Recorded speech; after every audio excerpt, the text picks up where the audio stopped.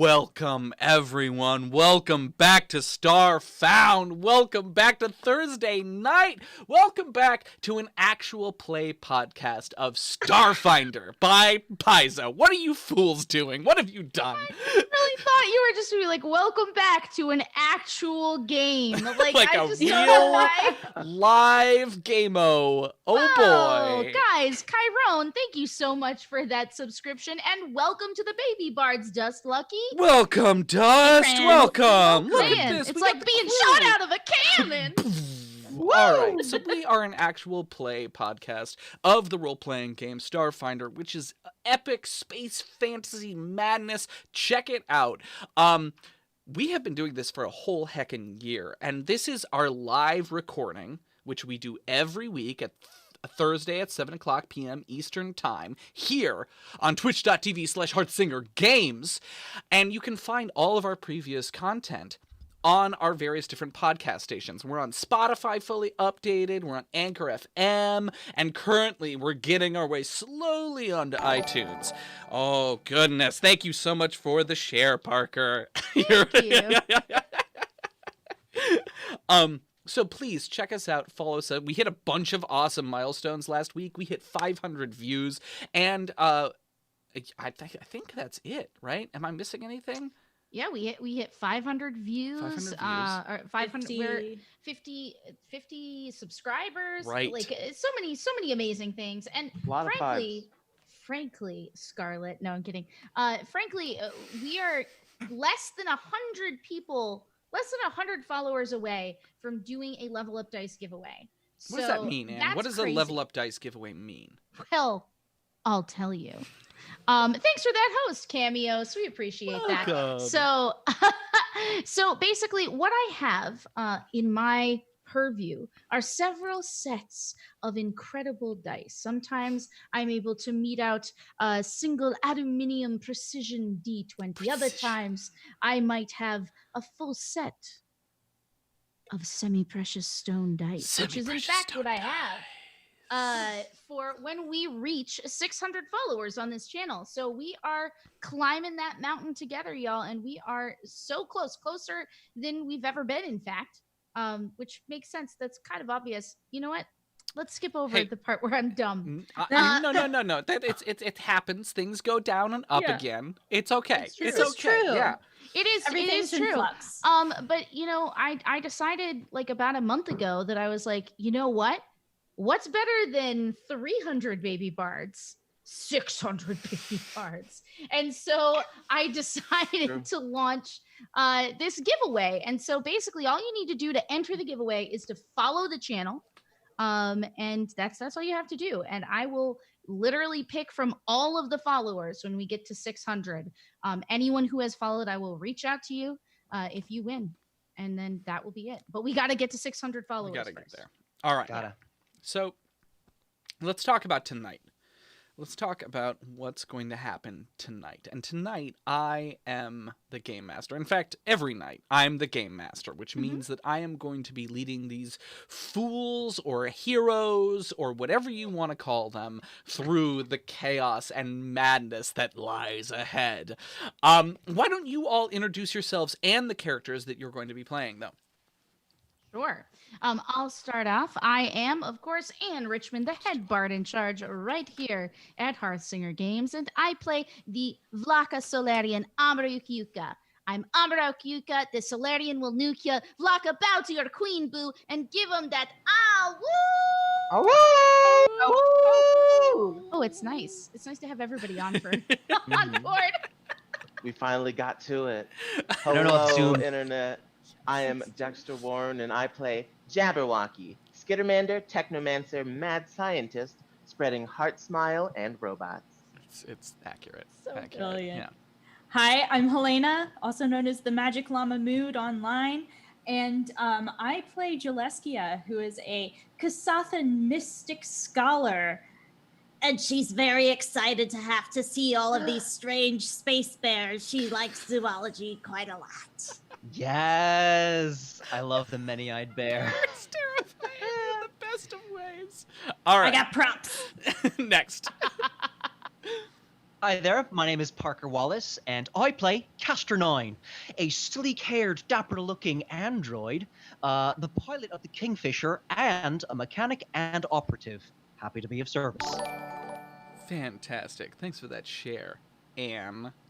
No, it's me. I'm putting it I'm on putting my it out Facebook. there. I I'm want the putting it people- out there. I want it. Ain't nobody Other gonna people. love you if you can't love yourself. Okay. Exactly. So let's jump right in. What do you say? Yeah. Let's talk about last Well, time. First of all, Okay. I'm sorry. No, Before absolutely. we do this, because we sometimes fluctuate. People can come for the beginning of the show, but they won't be here at the end. Mhm. So I want to say a couple important things about what we're doing next week. We have some important before things. we launch in, guys. First of all, happy Pride, everybody. Happy freaking Um, Pride. Happy freaking Pride. You know what doesn't end at the end of June? Pride. Mhm. It never ends. It's rainbows as far as the eye can see. And to that end, we are going to be doing a huge fundraiser that we literally came up with after the last show. And we were like, it's just crazy enough to work. So we will be streaming next Thursday on July 2nd, our Stay Queer Space-tacular. Those are some really great words. What do they mean? They mean that we are going to be fucking streaming on this channel for 12 hours straight. They're slowly gonna go insane. We're just slowly see Or what quickly. happens. It could be crazy. But we are going to be streaming on this channel with some unannounced as of yet special guests and giveaways and raising as much money as we can for the Trevor Project. So please come along on this triptych of Starfound recordings next Thursday. And that's what I have to say about that. Thank you so much, Anne. I super appreciate that. Awesome. All right. So with no further ado, let's jump right in. Let's talk Does about... anybody have any more ado? Yeah. Anybody got any extra ado? I Any ran out, spare actually. ado? Fresh out. Fresh out of I ado. got a mountain. Free Shavakadu. Miles, you Free have the floor. Shavakadu. So I last have time block right here. So. you all sorry. descended into the deeps of Brightclaw. And usually we do that after we do the recap, right? Am I crazy? Oh yes, I got Yeah, nervous. I'm always nervous, so it's fine.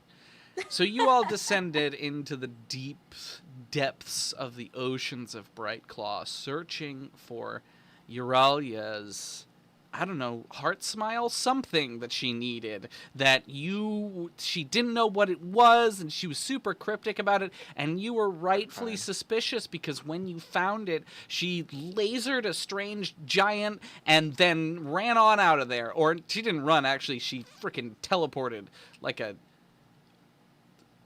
It was like Like a a whole teleporter. thing. It was a whole thing. Doctor Strange. like a Yeah. Doctor Who's strange. Who's Dr. strange? Who little? Strange. Leaking, like, Strange. Who? Weird magical radiation out of her eyeballs, Yeah. which was unpleasant to know about. Yeah, she did. Yeah. It looks painful. That did not feel good. No. Similar to these. So you finally made your way back to the surface, and as you return back to the town of Mercy's Rest, you arrive to discover that you had some new guests.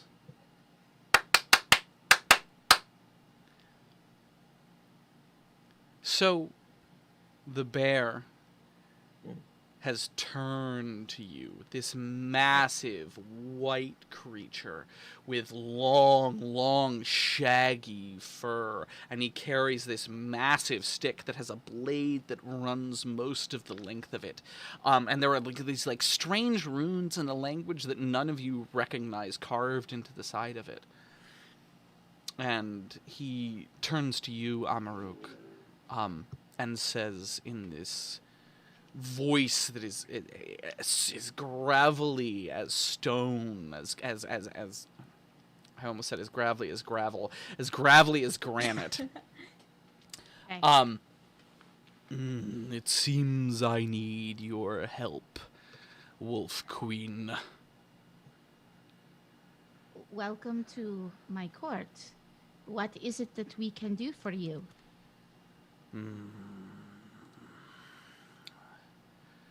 You're returning from somewhere, are you not? Before I answer him, I want to like roll a sense motive real Mhm. quick. I'm still attuned to sense motive. Good. I will tell you. So let's just give a little roll here. Plus a d6. All right. Cool. All right. So that's a 20 plus 9. So 29. Great. Ask me some questions. Yeah, I want to know whether he seems like he's toying with us. Like, oh, you just came from somewhere where you messed up the world, didn't you? Like I want to sense his tone. No. I want to sense, okay, does he genuinely needs help? Does he have a sense of danger or anything about him? Do I need to be afraid He of has this a person? weight that only you recognize. Yeah, I get it, buddy. Heavy is the hair that, and heavy is the head that wears the crown. Jeez. Your hair is All right. probably heavy too. Yeah. Probably, you know, all the conditioner. She says, yes, we were on a mission, and we've just come back. Why don't you take some time to settle, and we can meet for a meeting after you've washed your last activity off. She says, that is more than kind. Please, Dirtbat, will you make sure that our guests are given the greatest respect and food or rest that they require? Absolutely, my lieutenant is on it. Let me walk with you for a second, and we'll discuss this. Of course. Excuse me, what's your name? Oh, We great didn't question. exchange niceties, and I got worried that we'd forget, and name tags are awkward. Yeah. I am known. Oh, he's coming alive as I talk with him. Oh, I am We can known hardly bear it. Ooh. I did not. No. as the Elder. That's fair. The Elder? Fascinating. I'm Kia, which is short for Gillespia, but please call me Kia. All right, Kia. Cool. Great. I'm gonna go to the bathroom. Bye. You're especially short, and this creature is about 10.5 feet tall on his hind legs. Yeah, no, she definitely skitters to the bathroom. Great. So you all head off, right? I assume you're all going to your rooms, which are in the same part of the castle. Yeah. Mhm. And as you do, Dirtbath kind of updates you on what's happened. Excuse me. About 40 of them arrived a few hours after you had departed, and they had seemingly come from the east. They came on skiffs on the water, which they said they left over there, and they say that they are seeking asylum of some kind. But when I told them what we were and what was going on, the big bear, the white one that you saw, he's one of many other bears. He insisted that he would not treat with anyone but you. Oh. Me. Well, I suppose he has. That's stupid, Anne. Sorry. In my mind, I was like, he has the look of one who has seen the eye. But that's not what she was saying. He has the look. He has the look of someone who understands the weight of his people. So, while I tend to like to do things in committee, I think that may not be the way he works.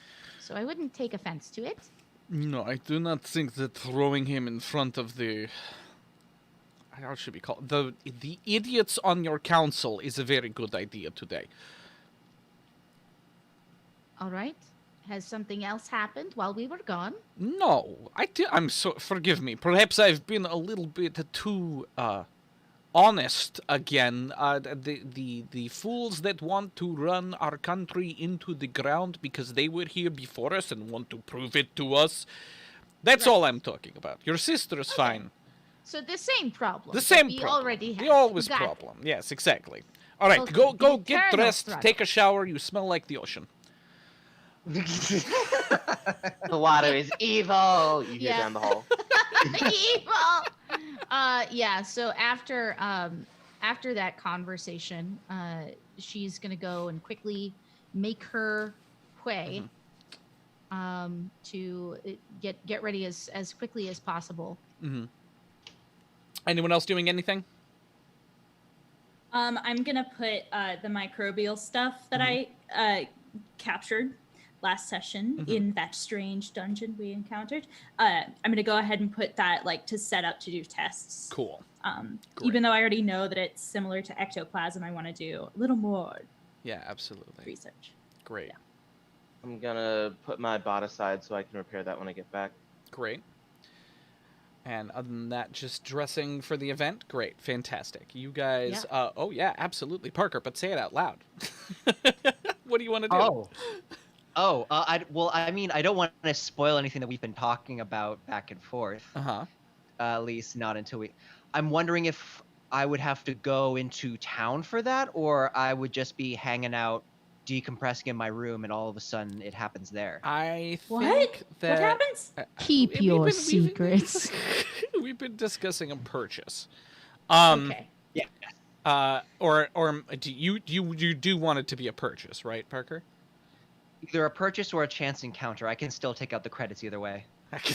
I'll pay you for it either way. This is Aw. extremely mysterious, and I'm listening. You know what? We're on Wow. budgeted time right now. Why don't we save it a couple episodes and give Let's- Parker give Castor. I don't want Parker to be alone. I want Castor to be alone for a couple episodes to really sink it in.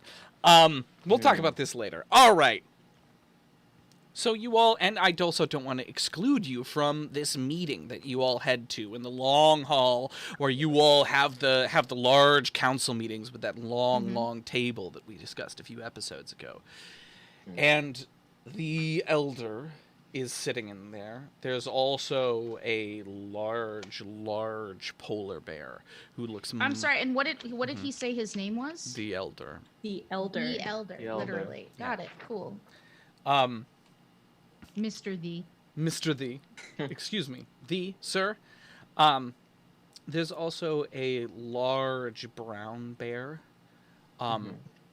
who's smaller than the elder, right? But looks tough and has several scars around his head, and is actually missing his right eye.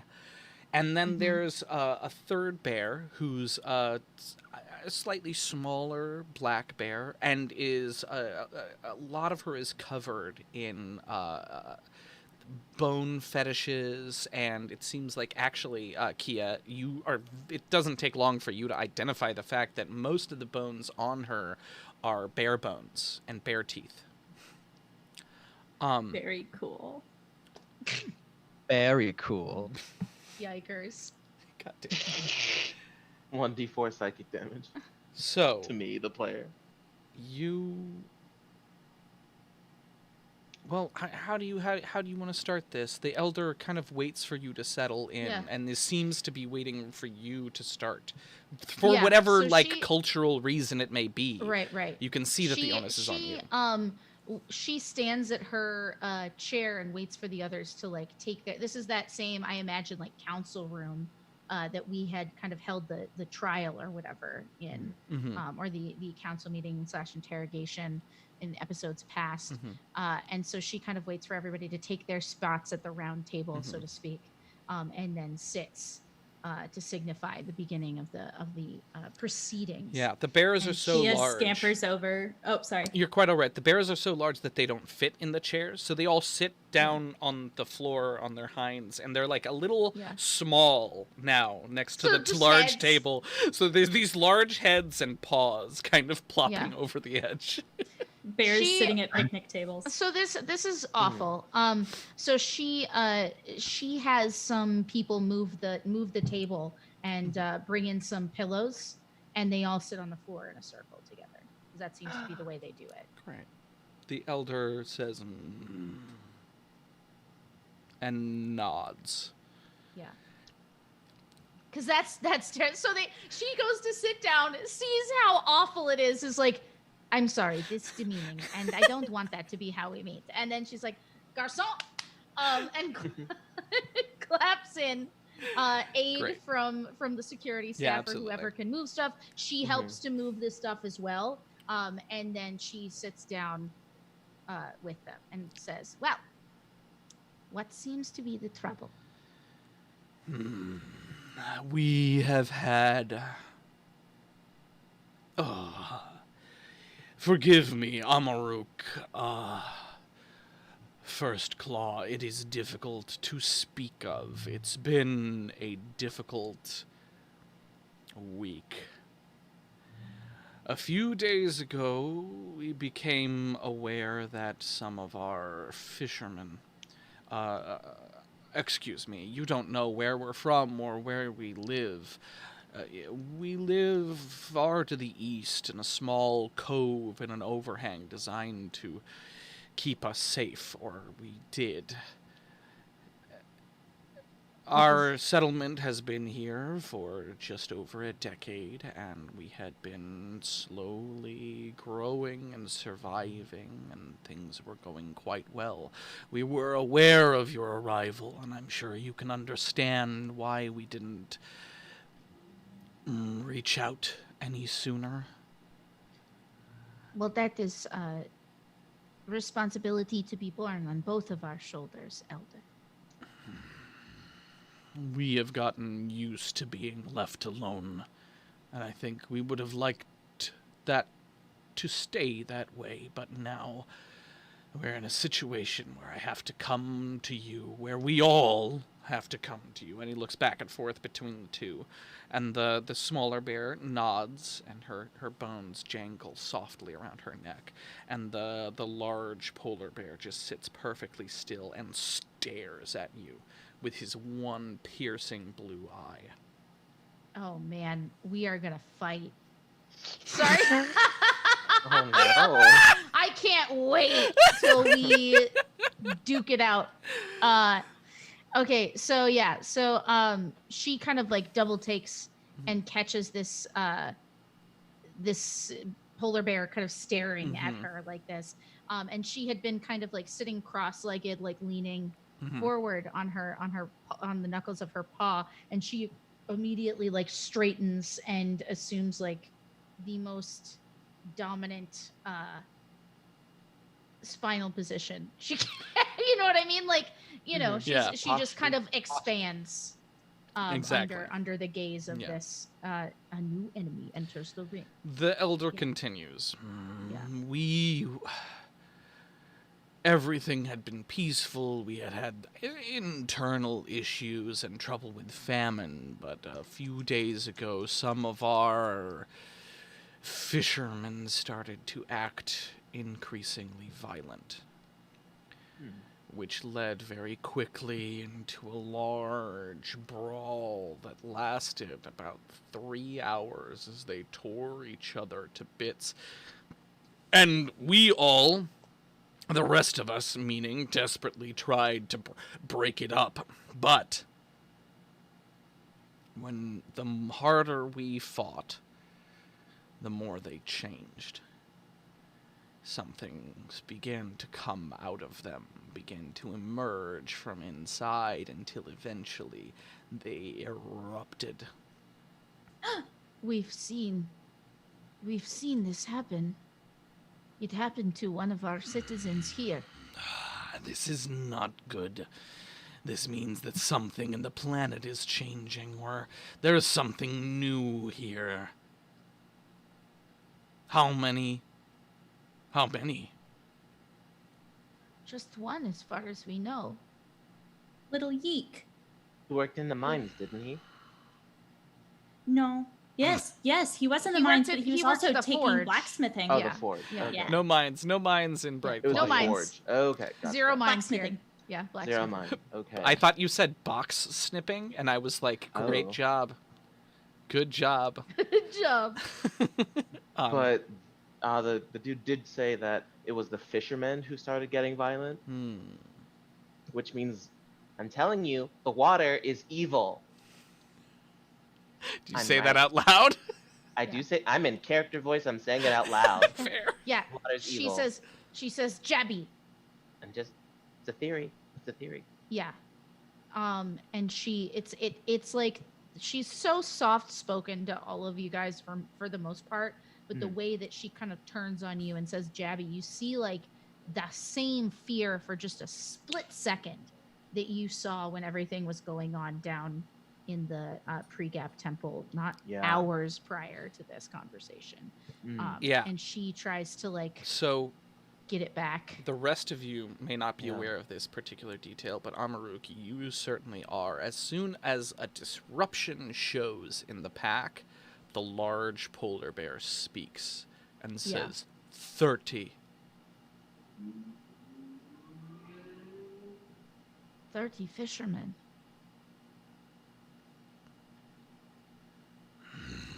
You think you have suffered so far, but we have lost half our tribe. This is not a competition in suffering. We are just trying to figure out what we can do to help you. The growl ripples out over, and the elder goes, enough. I agree with the wolf. And I fear that the small furry one may be right. But it's impossible for us to know until we have more information. I've been running tests. Oh, Please, excuse me. I've been running tests on things on some of the material, I suppose, that was excreted, I might say, or exploded. But excreted, regardless. I've been doing tests, and we believe it may be an interplanar situation, that something is here that shouldn't be, which you already said, I know, but I was wondering if you had looked into the possible mystic side of this issue. I do not know any other planars, and he looks over at the other bear who is covered in bone fetishes, who sits forward, placing both of her hands on the ground and leans forward, looking at you. And you notice that she has these. What is the word for two different colored eyes? Heterochromia. She has a very delicate heterochromia, where her right eye has these simple little flecks of gold that almost look like mica. In her right eye, and she says, "You mean from somewhere else? Somewhere Yes. beyond the Pale?" The Pale? Yes, the boundary between the here and the Yes. there. Yes. Somewhere in between, or somewhere under or above. But, of course, I don't know.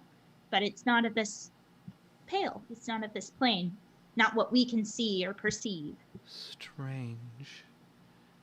We didn't know what to do, or we didn't even know what to think, and it exceeds by far all of my knowledge that I have ever had of anything. I've seen the dead many times, but this was not the work of the dead. This was the work of pure evil. It seems to require the living. It seems to need us in order to make its transition into our world. It's sort of difficult to see whether we are simply being fed off of, or maybe that we are the portal somehow for them to move. Paris. But Parasitic relationship. What The did she elder say? goes Yeah. puts nose to nose with you, or makes the yeah. nose we said the same thing gesture. I don't know how to describe that. Yeah. And she says, but what we did see, if I remember, Kia, was there was a hole in the wall next to this boy's in this boy's room in his residence where something Yes. had gotten in. Or out. So, in or out. Like it ate through the wall. But I'm sure you've seen these fishermen, may they rest in peace. Did they corrode? Or did their insides kind of corrode? Like they totally combusted, right? And then they ate away at the earth in a kind of burning fire? Our home is changed. There was lots of radiation when we followed what became of Yeek. Almost an entire forest was burned in the wake of his death.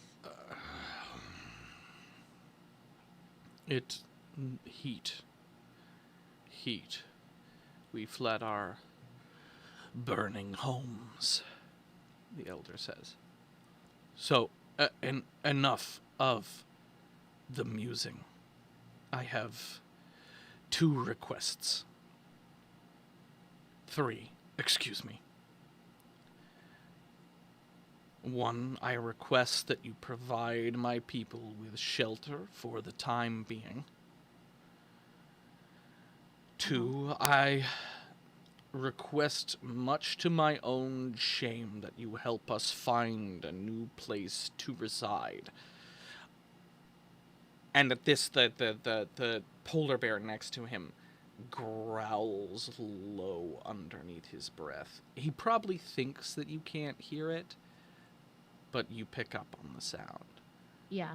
She immediately turns her eyes to him and just looks him completely dead in the eye until he's like done in the most like cool bro, are you done like type of way until the growl ends, because she's not gonna look away until he's finished growling. Yeah. And then when he's done, she goes and then looks back at the elder. The shade. That's a fucking power play. The entire meeting stops for this exchange to take place. Yeah. It's so good. And finally the elder says, and finally, we cannot return, but perhaps you would be able to examine the remains of our home and find the culprit of what ate us. I agree. This is something that we all need, and information we would like to pass on to other friends that we have met here on the planet. Of course, we will find a way to help you have shelter. My people have taken up residence in the remains of a city, and she moves to the center of the room and calls up the Death Star.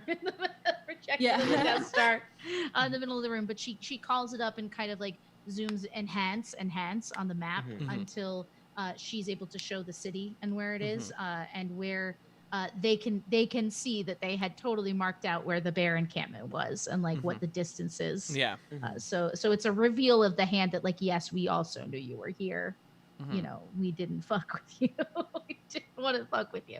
But yeah, she shows their map and shows where they are and says, I have a feeling that you would be more comfortable with my people who are also trying to find their way there. Perhaps your people would be able to give them some wisdom about how to live off of the land, since you have been here for longer than we have.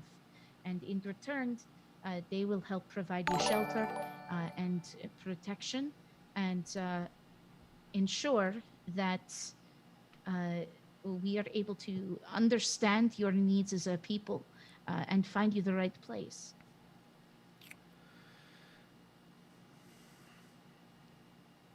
Good. And he...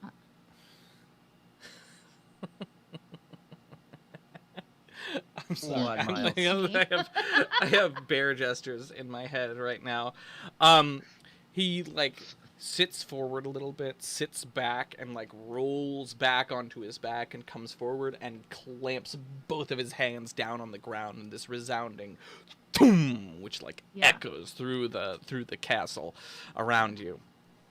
Yeah. She mimics the gesture. It's less less boomy because she's a wolf lady. Caster has all of his notes and his shoulders are up here and like just the feeling of just the sudden thud, just the wind that blows through his coat, and he's just like, okay, great. They rise, you rise. Actions, questions, concerns as this meeting begins to break. On the way out, can I talk to the bear with the like talismans and fetishes? I just want to like be like, hi, I'm Kia. I am a mysticky person, and I'm getting the vibe that you kind of are too, right? I am Luca, the Seer, is my title. There have been a couple seers before me, but I am the one for now. You said mystic. What does that mean? I think about things beyond the pale. It seems that we have some in common then. Yes. I just wanted to introduce myself in case you ever wanted to hang out and talk. I don't know many very mystical people. I have this friend named Victor who might really appreciate your company. If you're looking for someone to talk to or hang out with or distract you, because it sounds like shit got really real. Possibly. Seers, and maybe mystics too, seers walk alone with the dead. But perhaps things are changing. We keep the memories. She gestures to the bones hanging off of her. But thank you for your kindness, Kia.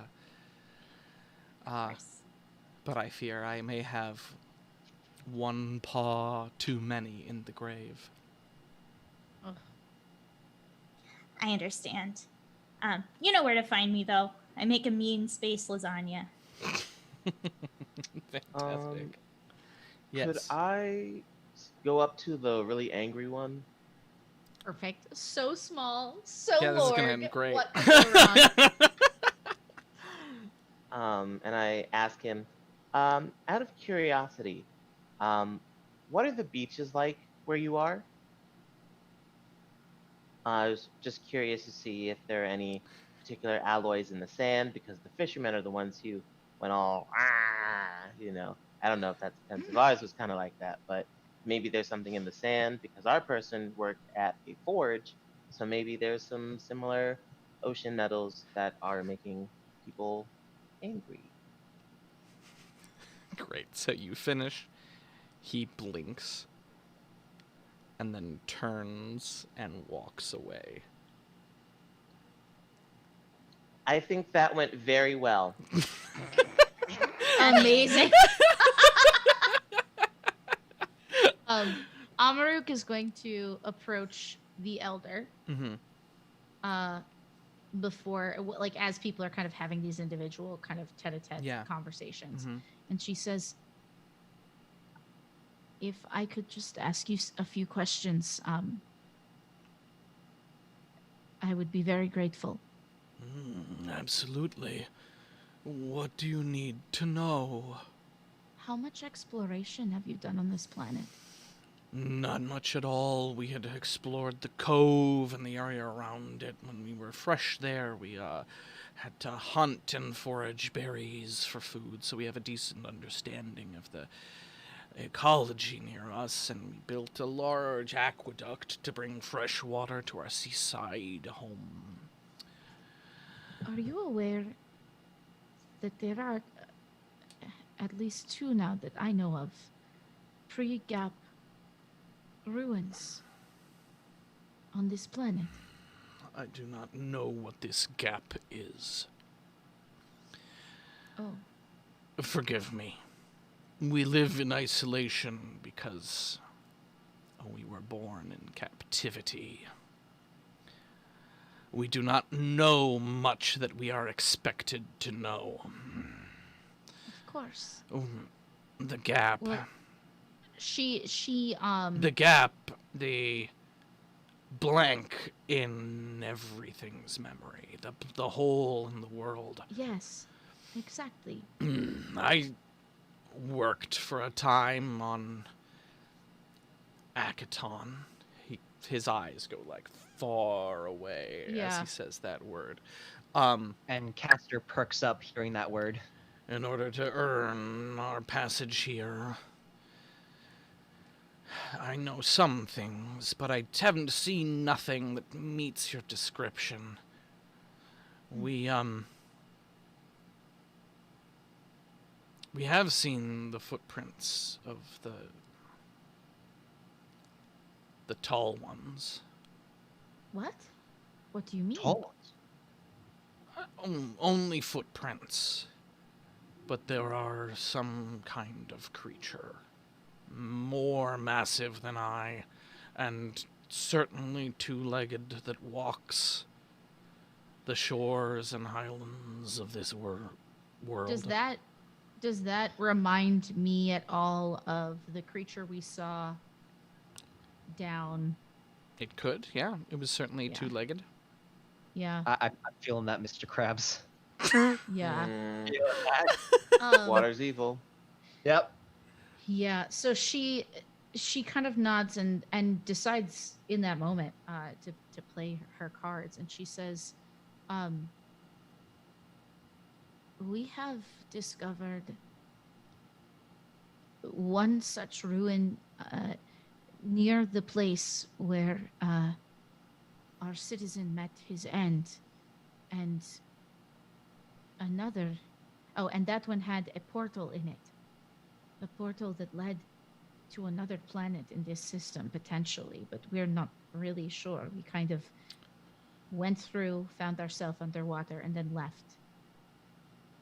Not true, but fine, it's fine. It's fine. Roll He that doesn't know that. deception Yeah, check! Also, I'm just going to make sure that we're all on the same page about the story. That your citizen who exploded did not explode near that place. Those were other people, was not, right? Okay. So if you want to tell him the truth, we can absolutely have I tell him that truth. I give him a sense of where it was, right? And then, but the lie that I tell with a roll of natural 1 is, Great. She literally let me amend that to go with the roll. Yeah, go for it. Go for it. Take it. She goes. She says there's a portal there to another planet in the system. Probably, I don't know. We got there, and then we definitely left right away, and came back. So that was all that happened there. And then we found. So she very badly just like is so wanting to share this with somebody. Then realizes what she's done and tries to rewind, and it doesn't super go well under this like wise eye of this bear leader. And then she kind of rushes forward, and because of that, just begins saying a lot of things she doesn't mean to say because now she feels bad.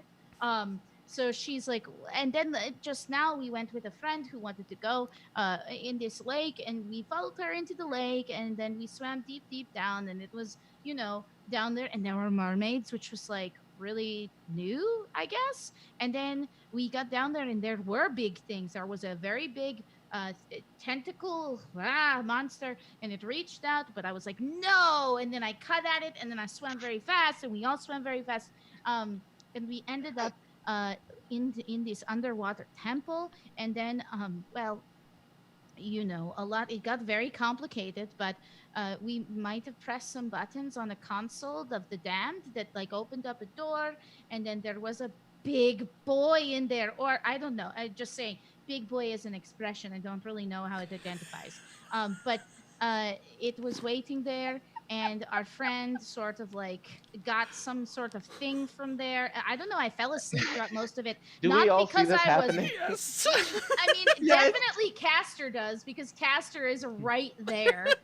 Oh, And man. she basically tells the entire story in an effort to just get it off of her chest and say like, yes, I lived through this. This has happened to us. And gets to the end and she's like, and then we got here. So Caster is sweating. He's not saying anything, but he's sweating profusely. Oh, man. Just So smiling. this large bear looks down at you, his head slightly cocked to the side, right? yeah. His gray fur dangling down from the bits of brown that are left. And you notice for the first time, like, the age of this creature. Yeah. And as he, like, the energy drains out of him trying to cope with your amount of anxiety and worry. Yeah. And he says,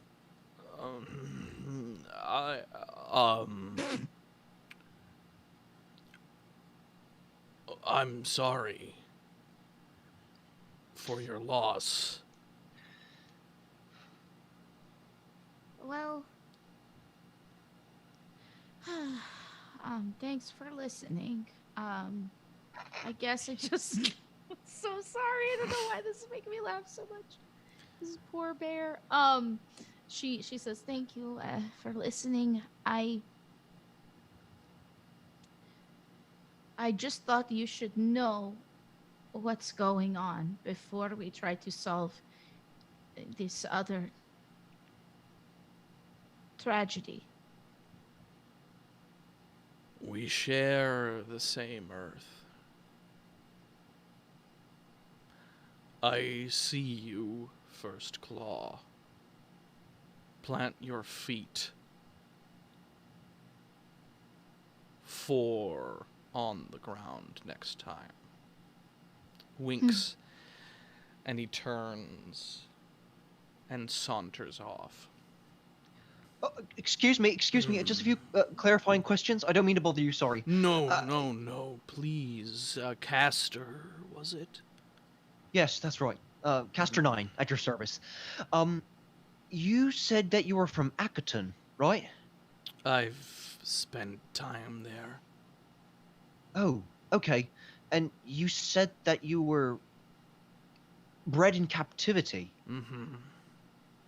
So that means you've gained your sapience within a couple decades, not even. Is that true? No, I was the first to be given the gift of clear thought by our captor.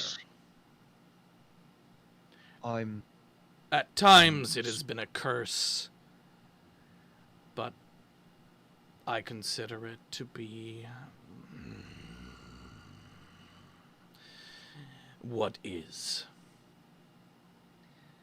I didn't mean to bring up any bad memories of that. I didn't know that you were well, I empathize. Well, It's he's all trying right. to struggle like It's all right.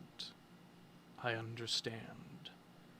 We've probably worn similar chains. and it's nice to get a gift when you're in chains for so long. It's harder to bear the chains when you know what they mean. But, yes, I spent time on Akaton breaking ships. Many of us did. Breaking ships as a labor force. Mm-hmm. After the escape. But let's not focus on the past. We have too much that is too difficult ahead. I agree. Let's save your people.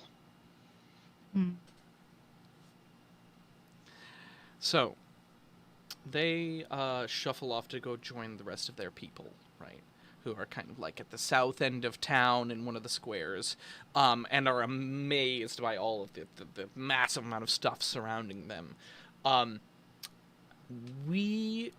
Y'all need to figure out a plan, right? What's going on? Let's talk about it. What's our next step? So that they need to gather and kind of have a conversation. And she says, well, we have 3 things to do.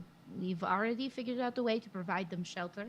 I'll have Dirtbath call Goruk and have him and my sister maybe come up here and meet them and lead them to the place where they can stay. Then maybe they can focus on finding some new locations potentially based on the notes we have while we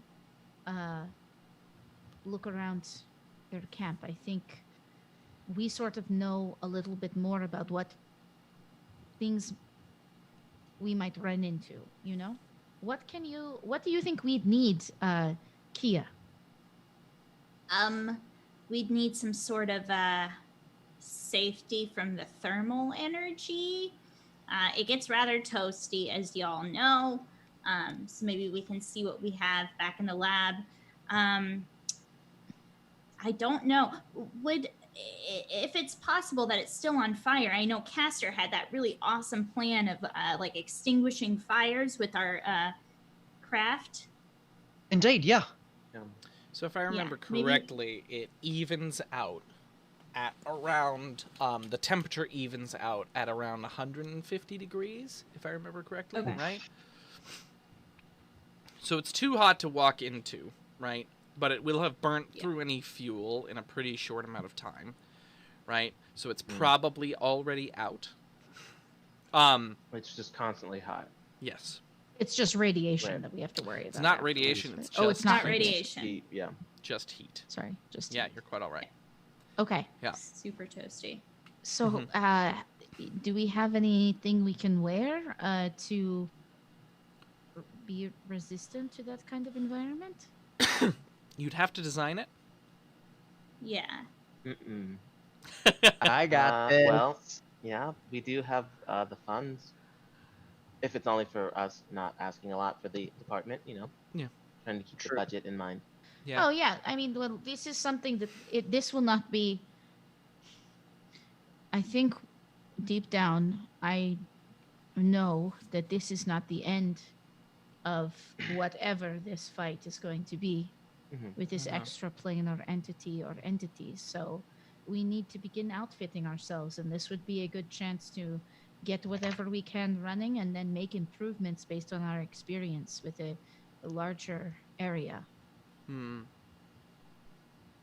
Absolutely. Well, I've been working on those suits, those prototypes, and maybe I can alter some of them and build them for us as well, because I have kind of an idea of how we can get them to work, especially after those amazing bugdums. Good. Can't wait to do that again. So I'll have the lab take some notes to see how much temperature affects our internal in a quick bit so much. In a quick amount of time, you're just gonna have to make like heat gear, right? You know what? Let's make this. Let's make this cooler. Let's say that you can build a like personal force field that negates a large amount of incoming thermal energy. Yeah. Cool. Right. It's not going to give you resistance against fire damage, right? Like but fire will still cut enter... through it. Yeah, but it's gonna mean that you're gonna be able to enter, and it'll just be very, very hot and very, very humid around you. Yeah. Yeah. And because you guys have funded the science, the sciences so thoroughly, I'm not even gonna charge you guys for it. Hey, we did it! Nice. Yeah, Thanks, for anyone just tuning in, we basically play Starfinder plus Civ 5 at the same time. True. It's fine. We're not juggling too many things. We have build points, and so we've invested in various build points for our town, which is cool. Yeah. So it's We paying support off. Steam here. Great. So Yeah.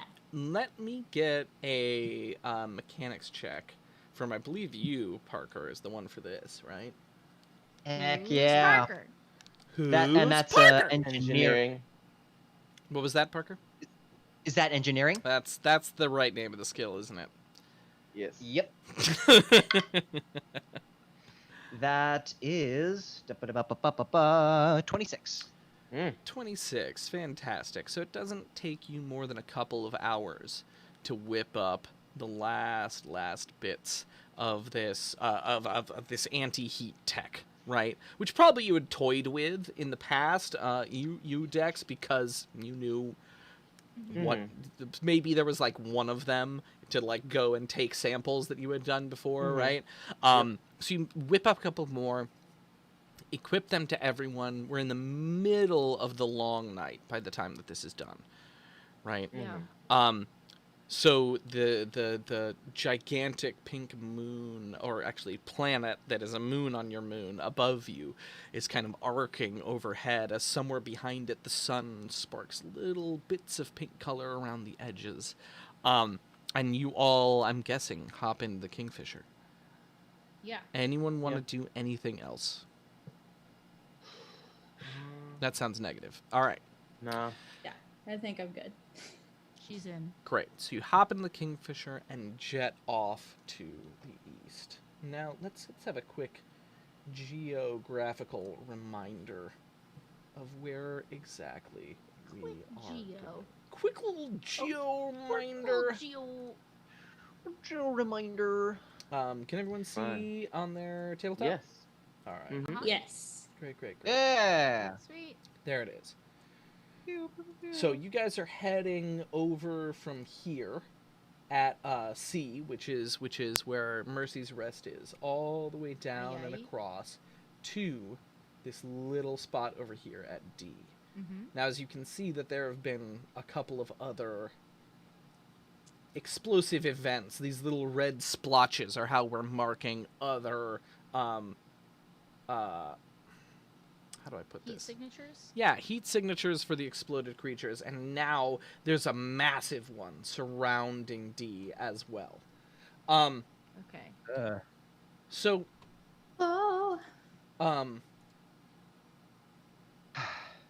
as you approach, right? It's dark out, but it's never too dark in Bright Claw. So you're able to look down out of the windows at this remains of a settlement, right? And you can see as you approach that there is indeed this massive aqueduct that rises out from that lake just to the east. This one, let me poke at it and point to it. This one right here, right? And it follows for nearly 100 miles.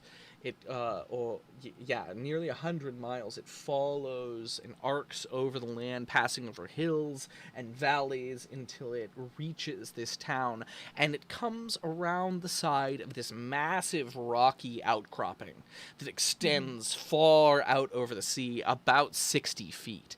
This almost unnatural looking spike of granite. It's not granite, it's that same volcanic rock that you found in various different places. But it kind of imposes, and even in the night you can see that it casts a shadow out onto the ocean ahead of it, and onto certainly where the settlement is, because the settlement, as you arc around the side, was once located underneath this arc on a pebble beach. And you can see pathways that lead up into the side, but now down in there you can just see this subtle red glow, like a dozen burnt out campfires, sparking and fizzling away in the night. Actions, questions, concerns? She says, this is one of those times, I think, where you're going to have to take the lead. And she looks at Kia and Jabby, and she says, for all intents and purposes, you're calling the shots here. I'm very out of my depth. Well, all of us are. Right. But yeah, no, I'll take the lead. Yeah, you're like, but yeah, no, I'm awesome. But yeah, no, I can do this. Okay, great. Yeah. Well, what do you think our first step should be? Landing somewhere. Good. Landing. I love that idea. Good idea, Kia. She looks very happy to have somebody else say something that anyone should do. Takes her crown off and puts it on Kia. Yeah. Yes. Oh yes. no, I take it back. I take it back for my head. Mark, can you look for a safe radius around the central of the crater to land, please? I'd suggest that we land on top of the outcropping or on a more stable place, perhaps a little ways inland would be nice. Why wouldn't we land on top of it? Is there a reason we shouldn't land on top of it? The ship It's very high weighs temperature. 10 tons. Oh yeah, that's bad. I see. Weight is important. Yeah. Okay. Cool. Let's do the other thing. Mark, disregard your order. Land right on the edge. Wow, No, but the question is, should we land on top of the settlement, right? If you land in the settlement, it'll probably slowly burn all of the rubber and glue inside of the ship. No, thank you. I do not so want. a little inland. Actually, 150 degrees Fahrenheit probably wouldn't do that, but hey, man, whatever. I mean, hey, if we're gonna be messing with it, maybe Different some plane. My world, I don't want to fuck around and find especially temperature-sensitive glue in starships. Yeah. So sensy. So All right. sensy. So you all We careen land. back around after doing a pass-through. Actually, does anyone have any other questions? Not yet. No. Cool. I am. Nope. I'm gonna stick with sense motive. I'm good. Oh, actually, yes, I do. Could I use these sensors to get a sense for the mineral composition on the beaches? Yeah, absolutely. Roll that science check. That would be physical. Yay. Yeah. Yay. Yay. You're right. Chiron's Okay. right. 10 tons is definitely light for a starship. It's many more than that. That is a 19. It's pebbles. Pebbles. Yeah, You know. there's nothing out of the usual as far as the mineral composition on the beach surrounding it, right? The beach that's right next to it, however, has the same, inconsistencies that every other spot did. That has had these eruptions happen in them. Right. And I, after you're done with the scanners, can I take a look at any life, any marine life? Okay, cool. You good? Cool. Yeah, just let me know about the water stuff. I'll be well away from it. Oh dear, that's a nat 1. So It's still a 14, but it's a nat 1. you were scanning for what again? Marine life near the Marine edge. life. So it is still a 14.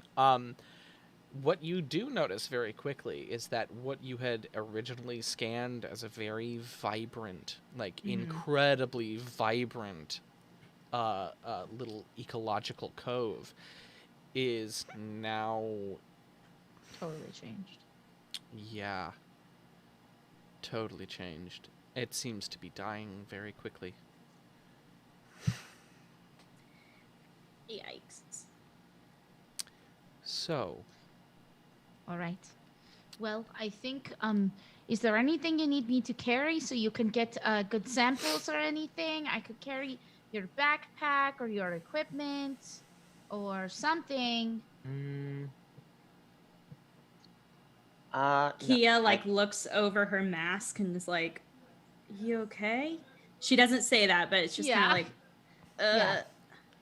She's like, I don't know. I'm just trying to be helpful in a situation that I'm not going to be helpful in. Mark says, Kia always forgets to bring enough sample jars. Perhaps she would like it if you carried a couple. Oh, I can do that. I can hold them. I'll be very gentle. On our way out of the ship, I'm definitely going to go, Thanks, Mark. Good save. I have my galoshes though, so don't worry about that. Great. All right. I'm not. I was not worried So about your that. ship lands down a little ways inland, and you get out into this verdant kind of yellowish teal field with these short little grass that doesn't grow very tall, but has like a large amount of bugs that jump back and forth, right inside of it. It looks like they actually, Kia, roll life science check. You got it.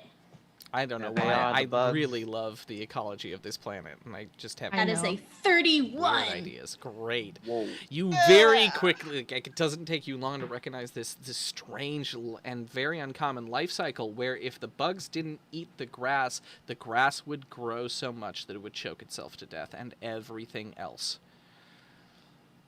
I'm obsessed with that. As we're walking, I'm like explaining it to everybody, and it's coming out in like science terms and gurgle. Nice. So it doesn't take you very long to find a simple gravel path that looks like it was kind of lightly paved. Crushed stone marks the way down to a path that arcs around the side of this large outcropping. Mm-hmm. And every 100 feet, there's a cairn of stones stacked 5 high, and each one of them has the same runes marked in them, one by one by one. You make your way down and around, and this is when you begin to feel the heat, right, radiating off of this the underneath area of this outcropping, right? And as you come around the corner, I don't know if you've ever like opened up a pizza oven, right? And you feel that wave of hot, dry air. It hits you in your face, and your eyes begin to sting, even through the protection. And you slowly make your way down. Now, the way down has been, like, stairs have been, large stones have been placed down to create stairs using painstaking, handmade tools, probably. And it's nothing like you've seen in a very, very long time, having been from a society that automated just about everything in a time where they actually can't remember most of it. So this handcrafted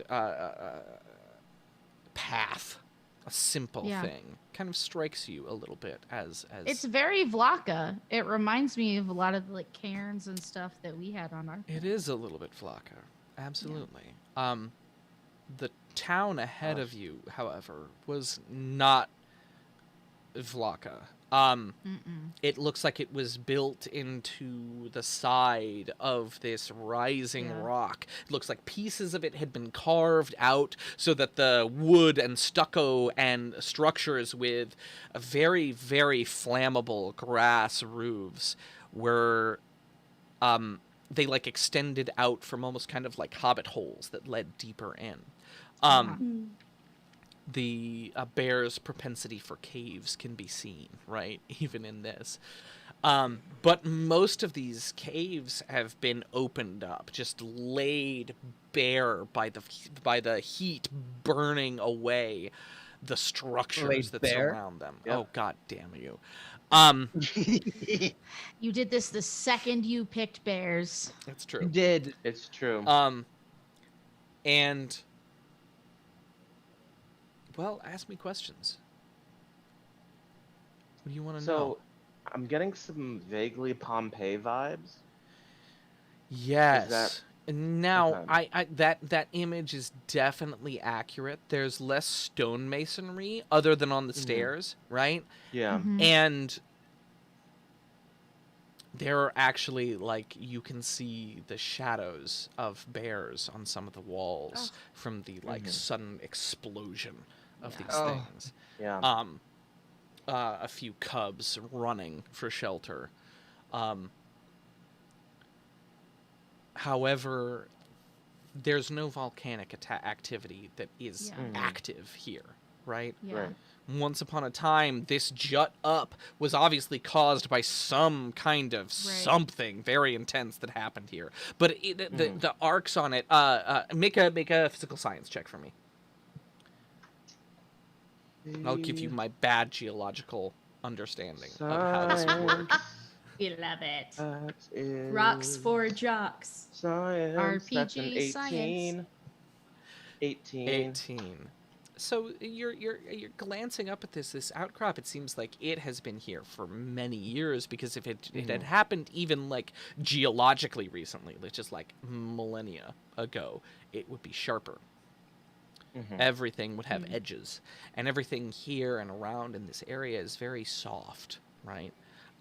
It's been worn down by years and years of erosion of the rain and the wind in this cove, wearing and tearing away at it.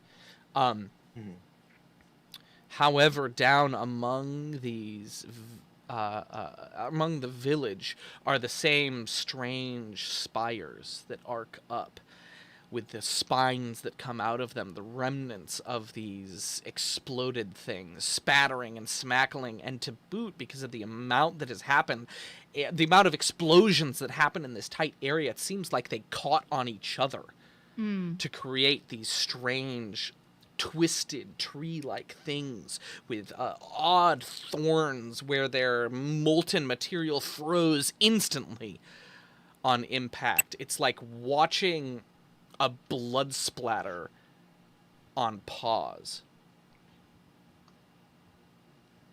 I'm taking a sample of the. I want to find the largest one. But first, and just get let me take a sample. But first, let me take a sample. As soon as you get there, Oh, it's man. like, before you even know it, it's just she's just standing there with the. I've With, named like- him Rodney. Oh man. Yeah, no, I'm gonna go ahead, go to the largest one, just in case I can do some comparison back at the lab of Yeah. the one we found. Yeah, absolutely. And Yeah. and Ambaruk is right there. Yeah, I'm just like, here, I had the thing. I also have this other thing. The things, like. I'm gonna walk the around right with one. yeah.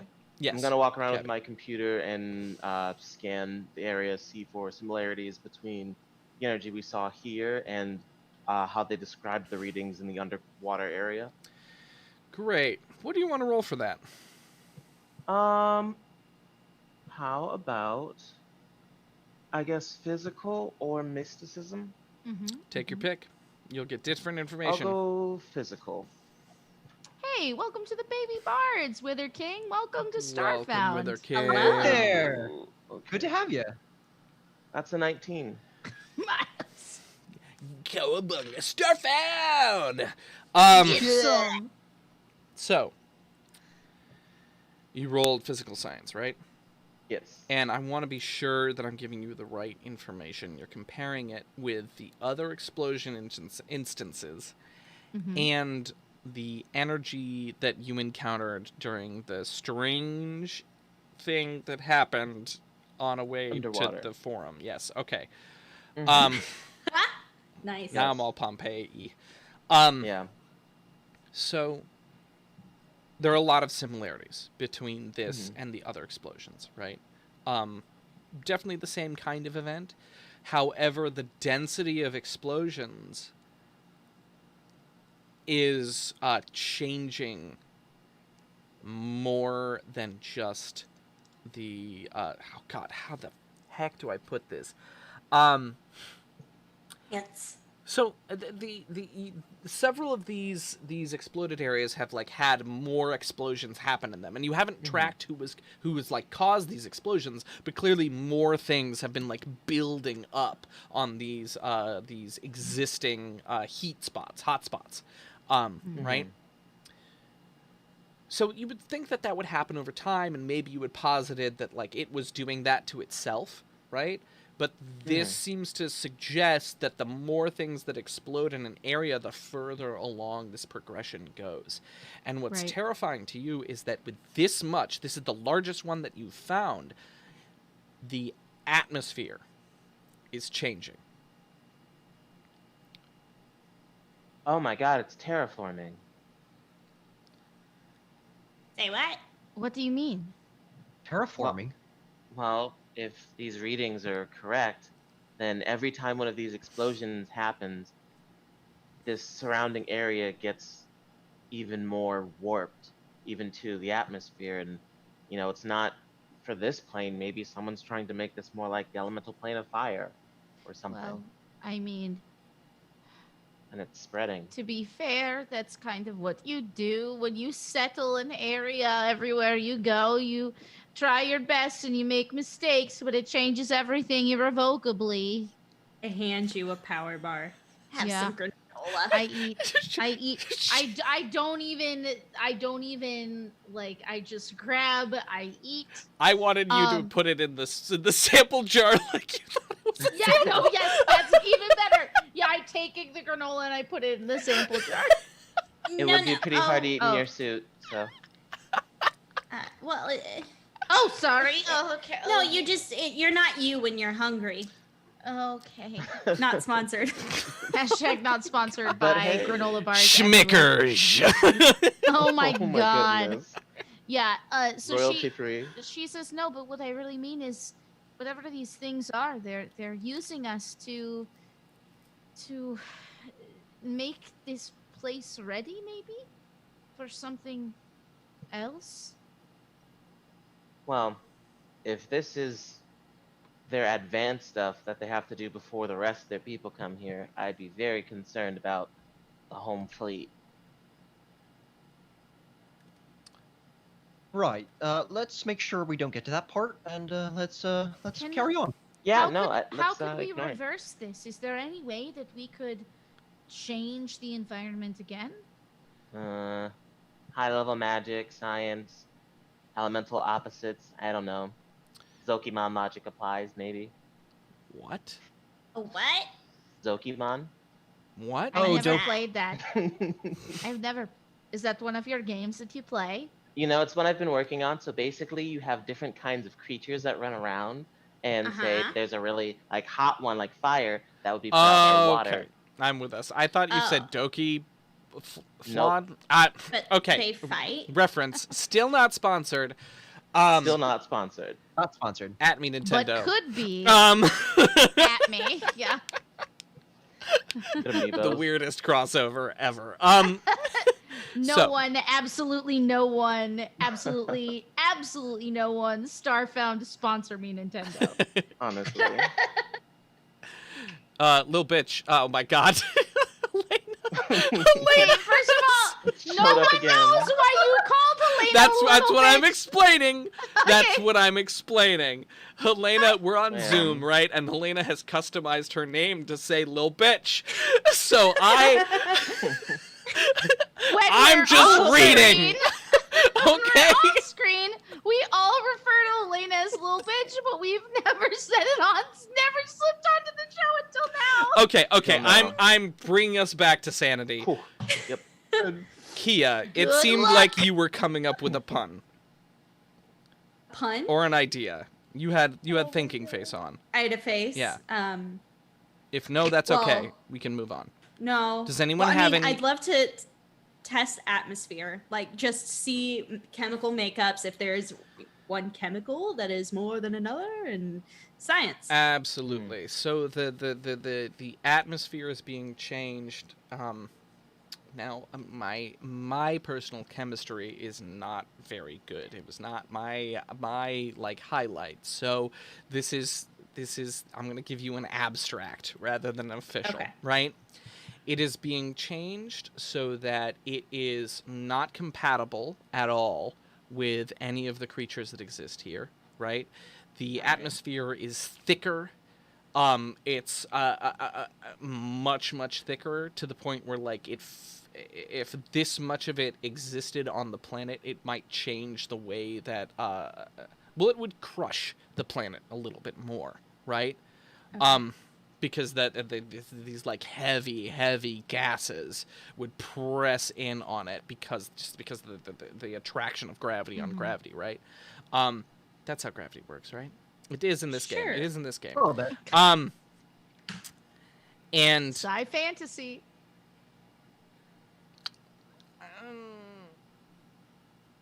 yeah, that's all you get. Okay. Great. Cool. Cool. Dope. Any other questions, Well, I mean, comments, concerns? is there a way for us to find like where this began? Like maybe we see how far there are explosions, if that makes sense. So like close to the water, I would assume these fishermen Do me came from the a water. search check. That's not in this game. Perception is the only option. Perception works. The other thing that we need to keep in mind is how far apart this is from the other ones. And are the other ones spreading? There's certainly more now than there were before. We can triangulate. We can figure out what's in the middle. Right. That's smart. You're very smart. I rolled a 26 on my perception. Well done. Miles, can you bring up the virtual tabletop Maparoo. so that we can Absolutely. all look at all the things? Boo-doo-boo-boo. Mm-hmm. So, we- yeah, what's your we have question? We have a lot of these things. So they can see everything on the stream too. So all of these, there isn't a big red dot here at D, but now there is. Glad to be. Is pink, but is red. So all of these like red dots are where these radiation explosions, not radiation. And stop saying radiation. It's not radiation. Thermal. Also, who's in thermal explosions have happened. And it's a little bit hard to triangulate, but in a way they're all, I was going to say they're all surrounding water, but in the way that there's water on this continent, so that's bullshit. They're not all around water. They're ones that are like pretty inland, right? Like you have this one over by K, you have these at K1 where there's little bits of water in the middle, but not all of them are next to water, right? Yeah. So that's kind of out. In the in in the support of witchcraft, can I roll a mysticism check and see if I can like plot out kind of ley lines and see if I can draw If there's any connections? pattern to them. Yeah. Sure. Yeah. Yeah, I mean, I don't know how this is going to work, but magic. Great. That's a Right? 28. Oh. That's a 28. Okay. You better find out, Miles. I know, right? You better Sorry. figure it out. I just want to look for like mystic patterning Mm-hmm. or symbols. Runes are sexy. You heard it here first. You heard it here first. Folks. Symbols, runes, sexy. Yeah. Here's what you do discover. There does not seem to be any correlation Pattern. with any energetic flow. They are all gathered around. They're all within kind of the same. Fascinatingly enough, yeah, for your lovely role, most of them have happened actually within, oh god, about 2,000 miles of Brightclaw. Well, but it's also Mercy's that they're Rest, all sorry. around settlements. Like there's the ones around D. There's the one at A. Yeah. The only one that's kind of farther out is the one that's like up to the left of K, and the one down the second star to the right below C, so to speak. But Yeah. all of the other ones are pretty much. It takes people. It takes people living in an area. It looks like, because each of these, each of the letters represents some kind of life, right?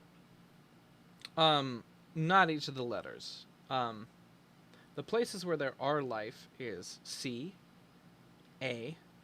There was life at D. D, right? And there R.I.P. was life at K and Right. K1. So And there yeah, was that's life cool. over here at G as well.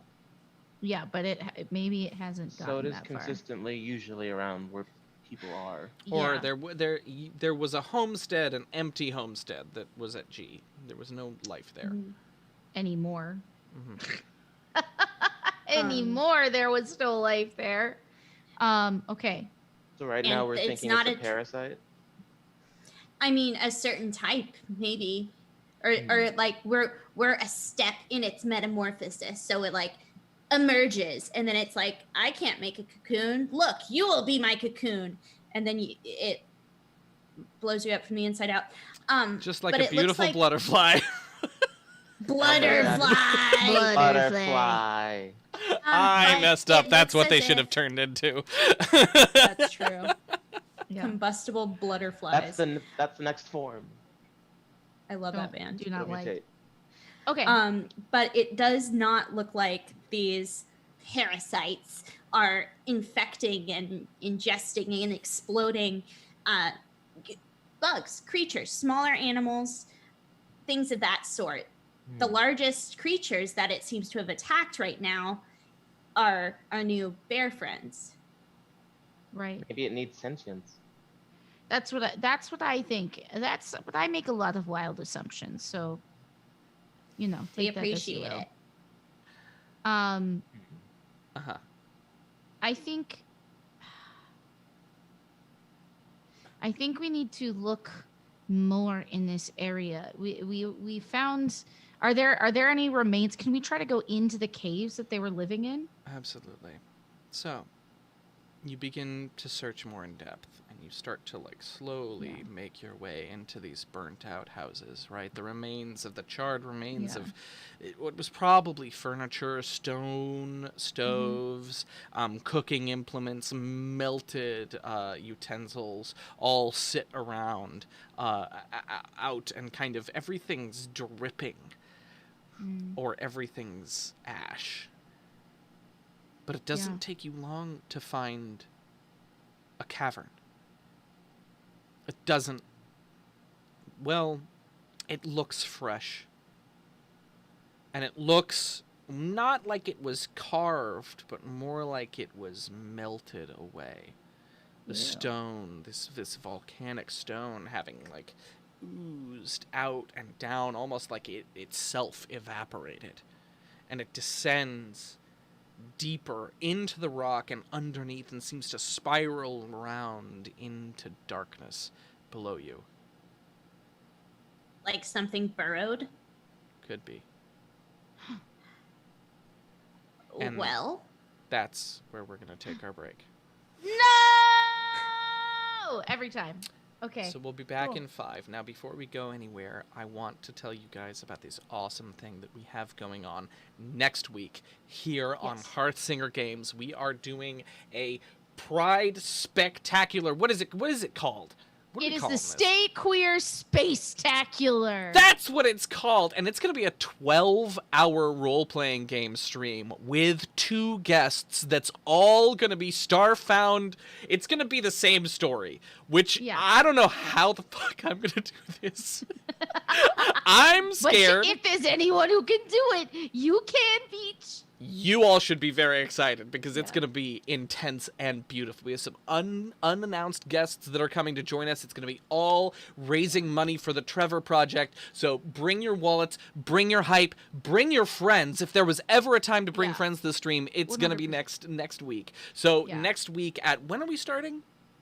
So there'll be a game. So there will be 3. It's a triptych, right? Yes. So it's going to be 3 sessions. There's going to be a session starting at 10 a.m., a session starting at 2, and a session starting at 7 p.m. So we'll end with there will be 1 guest in the morning show and 1 guest in the midday show. And then we will wrap up with the Starfound fam that and I don't know what this is.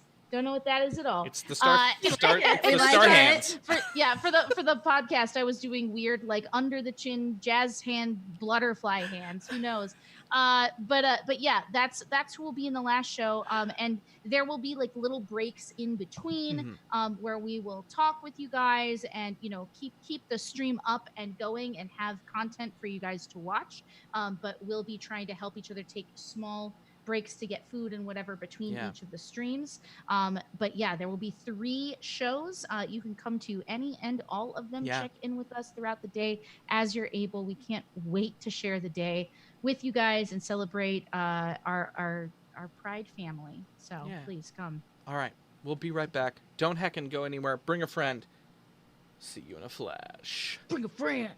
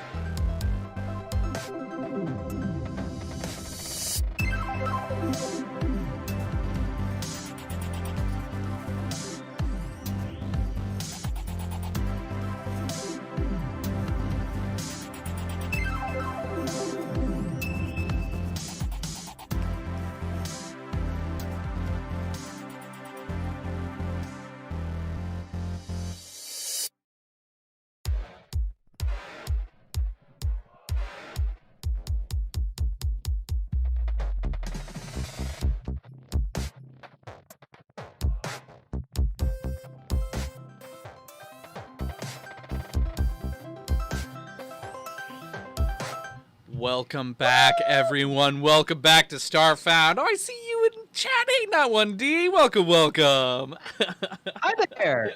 Oh my gosh. Yo.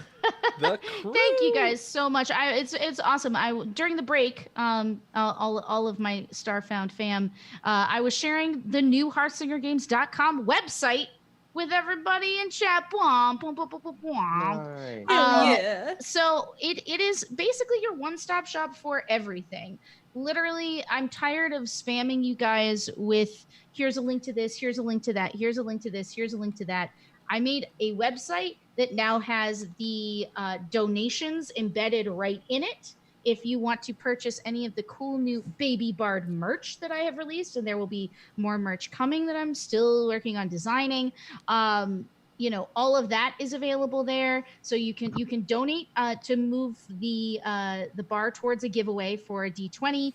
You can buy merch. You can email me any of your thoughts or feedback or anything you might want to see, or just say hi and that it's okay and that life is gonna be back to normal one day. Whatever you want to mail me, you can do that. And you can do that all while seeing chat embedded on the side of the screen when we're live. So you don't have to click away and miss parts moment of the story. So you can see basically everything there. And it has links to the Starfound Patreon, and it has links to the Discord, and it has and you get a link, and you get a link, and you get a link. So all of that stuff that we have to normally give you tons of different links to, it's all just right there on HeartsingerGames.com, along with all of my socials. So you can follow up with me there, my YouTube channel, where we'll have lots more content coming very soon. So that is the best way to kind of find out everything that's going on with this channel and our community. And I'll try to keep it updated with anything new that Miles is doing over on Geeks for Good as well. So You're we'll too keep it going. You're the Oprah of D&D, Anne. Wow. I'm a .com, y'all. Nice. Who'sanne.com. But that's I wish that was a thing. But yeah, that's enough about me. Let's get back into whatever bullshit this is. It's someone in chat's job to go reserve who'sanne.com right now on Google domains. All right. Oh my god. So you all begin to descend into this cave, making your way down through the unnatural rock formations, heading deeper and deeper. And as you go, you notice that while you get away from what's above, and it should be getting cooler, it's not. And the air starts to become thinner, and you feel your breath starting to heave in your chest bit by bit by bit as you descend into this cavern. Can you guys see on the tabletop? Yeah. Mine says you do not have any vision. Oh, Yeah, I don't have any vision. all right. Well, I can fix that. I need a token. I need a token. Hello? Hello? Hello? Okay, maybe the red contacts were a bad call. Oh. Don't worry. Literally no one can no see one anything. can see. That's Okay, not good. your fault. Yeah. You're like, For the I aesthetic. can't see anything. And we're like, no. I we almost can't. got my stuff right. And for those of you who don't have dark vision in this, you can't see anyways because it is super dark in here. Well, you can see the beacon of my moat of energy You're that right. that shows off 20 feet of bright light. Let me edit that. Nice. Shabby, could you get off of Amaruk? God, you guys stop moving I around. can't. I'm This not is doing a family anything. show. No, it's not. Wait, I just turned myself upside down. This is the So, best. 20 feet of bright light? 20 feet of bright light. Great. All right. It is And I done. believe- Oh. Ooh, I love Nasty. it. Nice. So the couple things that you notice about this cavern as you continue forward is that the floor of it, the deeper you go, starts to be filled with this kind of fine sand that has a slightly reddish tint. I will tell you, just so you know, Miles, because it's important that I have blind sight. Yeah. And I also have low light vision. Yeah. Okay. I'm aware. Thank you. Cool. Thank you. Just making sure. Yeah. I'm taking yo, a sample, by the way. always, pro Oh tip, God, here, sample. always tell your GM exactly how much you can see. Do it too much because they will forget. It's better. It's better for me to make sure that we're all aware of my sundry abilities. Yeah, because there's than nothing to like doing find the myself- big reveal and then them being like, "I was able to see that 3 rounds ago," and you being like, "Fuck." And you're like, You I'll totally kill you. were. And then you have to lie about an invisibility potion. It's just gross. Yeah. All right. Anyways. Is this a good time to say then that I can see 60 feet in dark vision? Yeah, it is.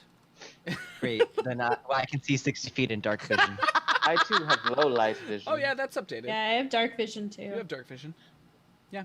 Oh, you have dark vision. I didn't know that Kia had dark vision. I thought you had. Yeah, The because of implant. my implants. You're right. You got that implant. All right. She's Yeah. one who has seen the eye. It is done. Yeah. All right. Okay. So there's this little bit of sand on the ground, right? A little reddish sand, and the cavern itself is kind of like a. Oh God, it's a little bit circular, right? But Uh-huh. it's unevenly circular. Ew. Hmm. Do you want to put this on the screen? So that wasn't me being sassy. It sounded That's like I was just- like, do you want to maybe like include the group in your conversation? Yeah, there you that go. wasn't No, absolutely, absolutely. awesome. Great. Do you want to share with the class? So Yeah, you all cool. slowly begin to move forward. Do you guys want to do anything first? Sample sand. Sample sand. Beautiful. Sample sand. Yeah, how recent does this appear to be dug? That's what I would want to know. It's hard to tell because it looks like it was dug through a means that you're not familiar with. Okay. All right. Excuse me. Well, Amaruk is going to say, well, there are a couple things I'm good at. One is carrying things, 2 is fighting things, but also going first in case something bad happens. And so she's going to move up to the front of the group like a good meat Mhm. shield that she is, Great. and begin sneaking carefully forward Wrong and direction. looking around the corner. We're heading east. Oh, wrong direction. Yeah. Just kidding. She moves to the back of the And she runs away bravely. Oh, goodbye. Goodbye. Yeah. Kia insists on going just ahead. Well, I'm too excited. Yeah, Kia, I'm trying to help you. I know. I'm sorry. I'm just very So excited. ahead, This is there's like all sorts of a weird. small little A lip. yeah, a little lip that you're able to easily jump off. It's just an easy 5 feet. So you descend to the far side, and as you do, you see that there are these organic things, or at least they Yeah. look organic, and they kind of gently pulse, and then there's a and one of them kind of squeezes together, and it shoots out this like kind of cloudy air that kind of hangs in the air above and begins to drift up. I'm taking a sample. I must have a specimen. More samples, and as you go deeper in, it seems like there's more and more of them. You guys can keep moving in if you so desire. Ask me questions Yeah. as you will, right? Yeah. I can pause. Yeah, it at she's any gonna time. move up to that first one, Mhm. and just make sure that it's not like harmful as they pass. Takes a big hit. Okay. It And doesn't. it's lit, bro. It doesn't seem to be harmful. Yeah. Certainly the air is like not good and smells heavily of sulfur. Yeah. Okay. Cool. She's like, it stinks down here. Woof. Ew.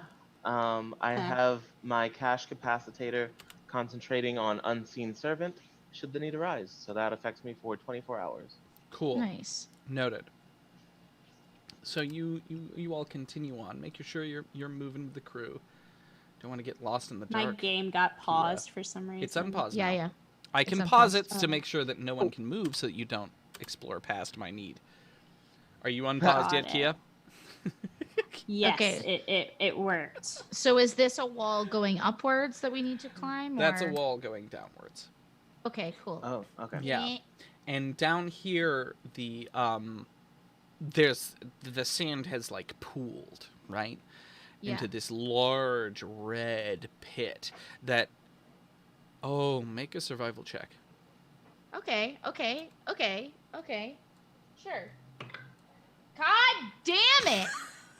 Uh-oh. I rolled another natural one. Okay. Hold on. It's fine. Let me just add 5. So it's a total of 6. How's 6 for you, Miles? 6 for ya, Miles. Yar. Not very good. Not very good.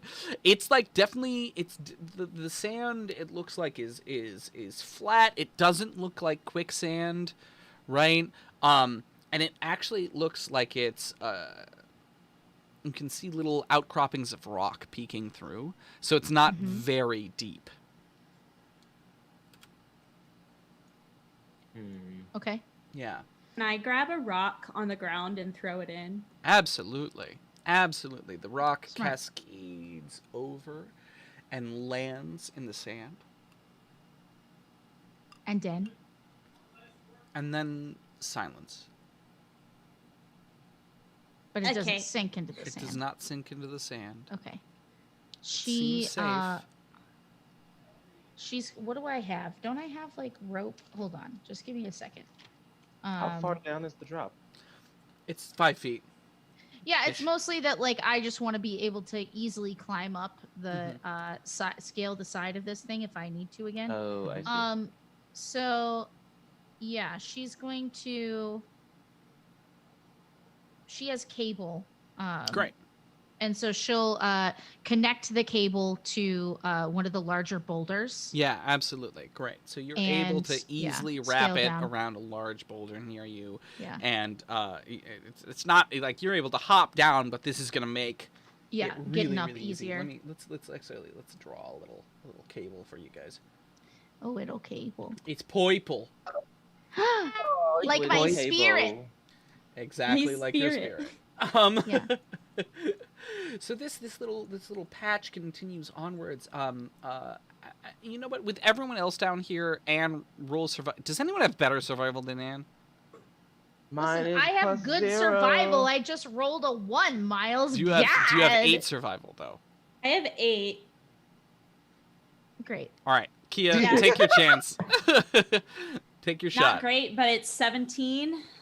17. Not great. There are footprints. And Whoa. There are footprints in the sand. Footprints? Yeah. Point They look them out. vaguely humanoid. They're definitely not bear prints. I will say that much. Okay. And then there's also these strange, like, dragging marks. And as you lean down and get closer, you see that they're actually, like, flecks of what seems like dander. Of dragon dander? No, just human dander. Why dragon dander? He just went right for the dragon. You said dragon. Dragging marks. Dragging. Dragging. Dragging Oh, marks. Little I dragon understand. dander, get some head and shoulders on that Oh, great man. terror. Can I observe the footprints and see if I recognize like the I guess it'd be a culture check or something. See if I recognize like the brand of shoe You do not. that stepped in. Oh, damn it. Not Hmm. sponsored by Nike. Great. So I point out all of this, including the dander and lack of dragon dander, Mhm. excess of human dander. Dander's such a cat word; it's a little strange. It is. Let's Very keep cat. saying it. Great. Dander. So, you all continue onwards. Yeah, Mhm. absolutely. Yeah, go ahead Can and we- move yourselves. Yeah, what's the Yeah. question? Nope, that's fine. I was gonna say I don't think the stream can really see that much of what's going on, but now it can. Now that we're moving. Yeah. Hmm. So I'm gonna kind of sneak forward. Mm-hmm. Does it seem like it's getting hotter? I'm trying to follow the footprints now that Kia has pointed them out. It does seem like it's getting hotter, and looking ahead, you can see some what looks like fallen boulders from the destabilization that this strange carving has caused, and also there's also I can't read my own map. There's one more drop. Yeah, there's one more drop ahead. But beyond that, you can see what seems like a final wall. However, you can also see that there's ways up to the left and the right. And in either direction, you can see faint glowing. Okay. Ooh. To the left, What color you is see, the glow? yeah, you see like a kind of sickly green to the left. And to the right, Oh. there's this deep, thrumming red. Okay.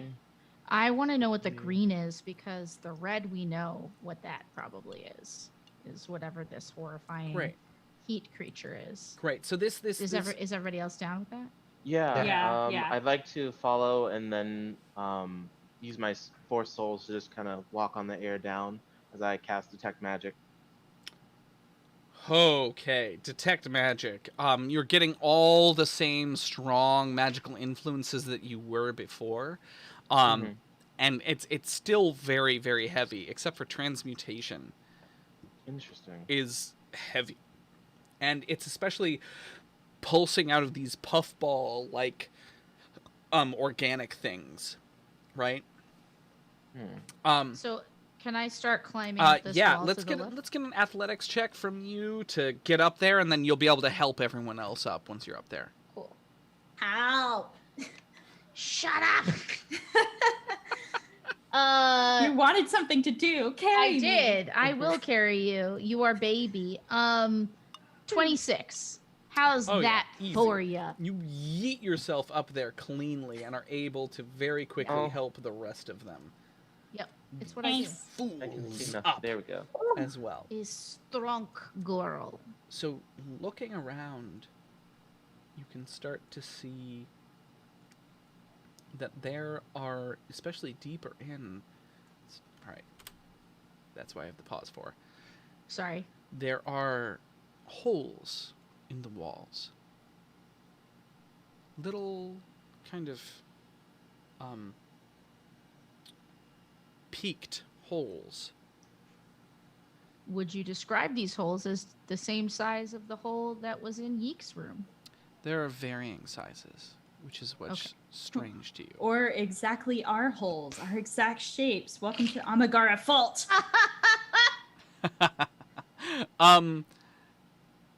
Yeah, there's a bunch of different shapes. Not shapes; they're kind of all the same shape. This peaked, arcing shape, ending in 2 points. Yeah.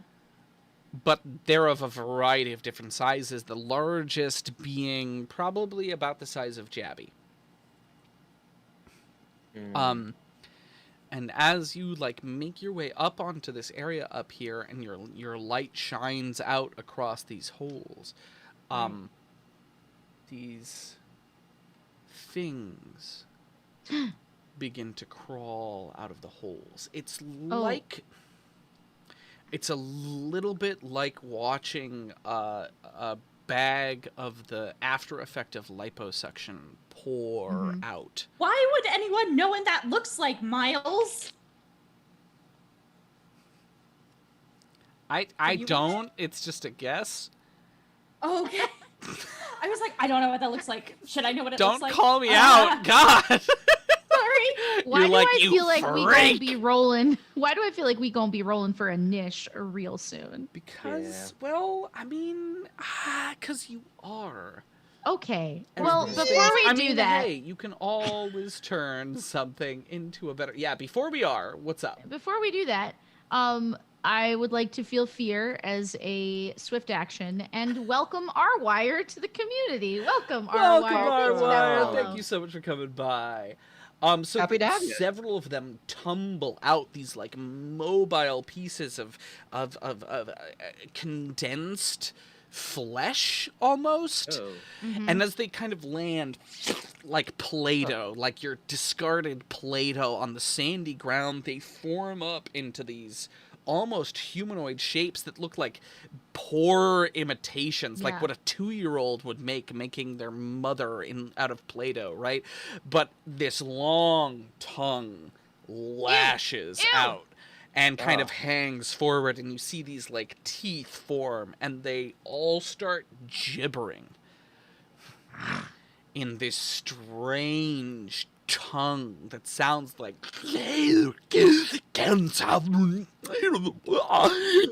wanted it all. And as they do, they lurch forwards towards you. All right, let's get this initiative roll off my dudes. Let's go. All right, it is. Oh God, we're being attacked. Starting with Jabby. All right. Oh my gosh. Okay. Oh my gosh, it's me. Yikes. Okay. How far away are they? We're being attacked by these. So you can see our little, Where are all the dice grid, coming right? from? Oh God, all There's the so many. initiative dice. Yeah. Here we go. They They're not pink. stopping. They crazy. Oh boy. And then the dice came. And then here I come. No, we were rolled as a part of that, I think. Oh, we were You roll. guys are all Oh, okay, rolled, never mind. yeah. I took care of it. Okay. I did it for you. It's all good. Yeah. Yep. All right, Jabby, what are you up to? Great. So I wanted to see the range as to how far away the closest one is. See, you can count the squares, right? Let me see. So the closest. It looks like mine is paused right now, so I don't.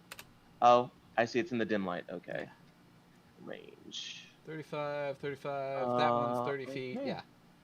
30 feet. Cool, cool, cool. I would like to cast Overheat, which causes 2d8 damage in a cone in front of me.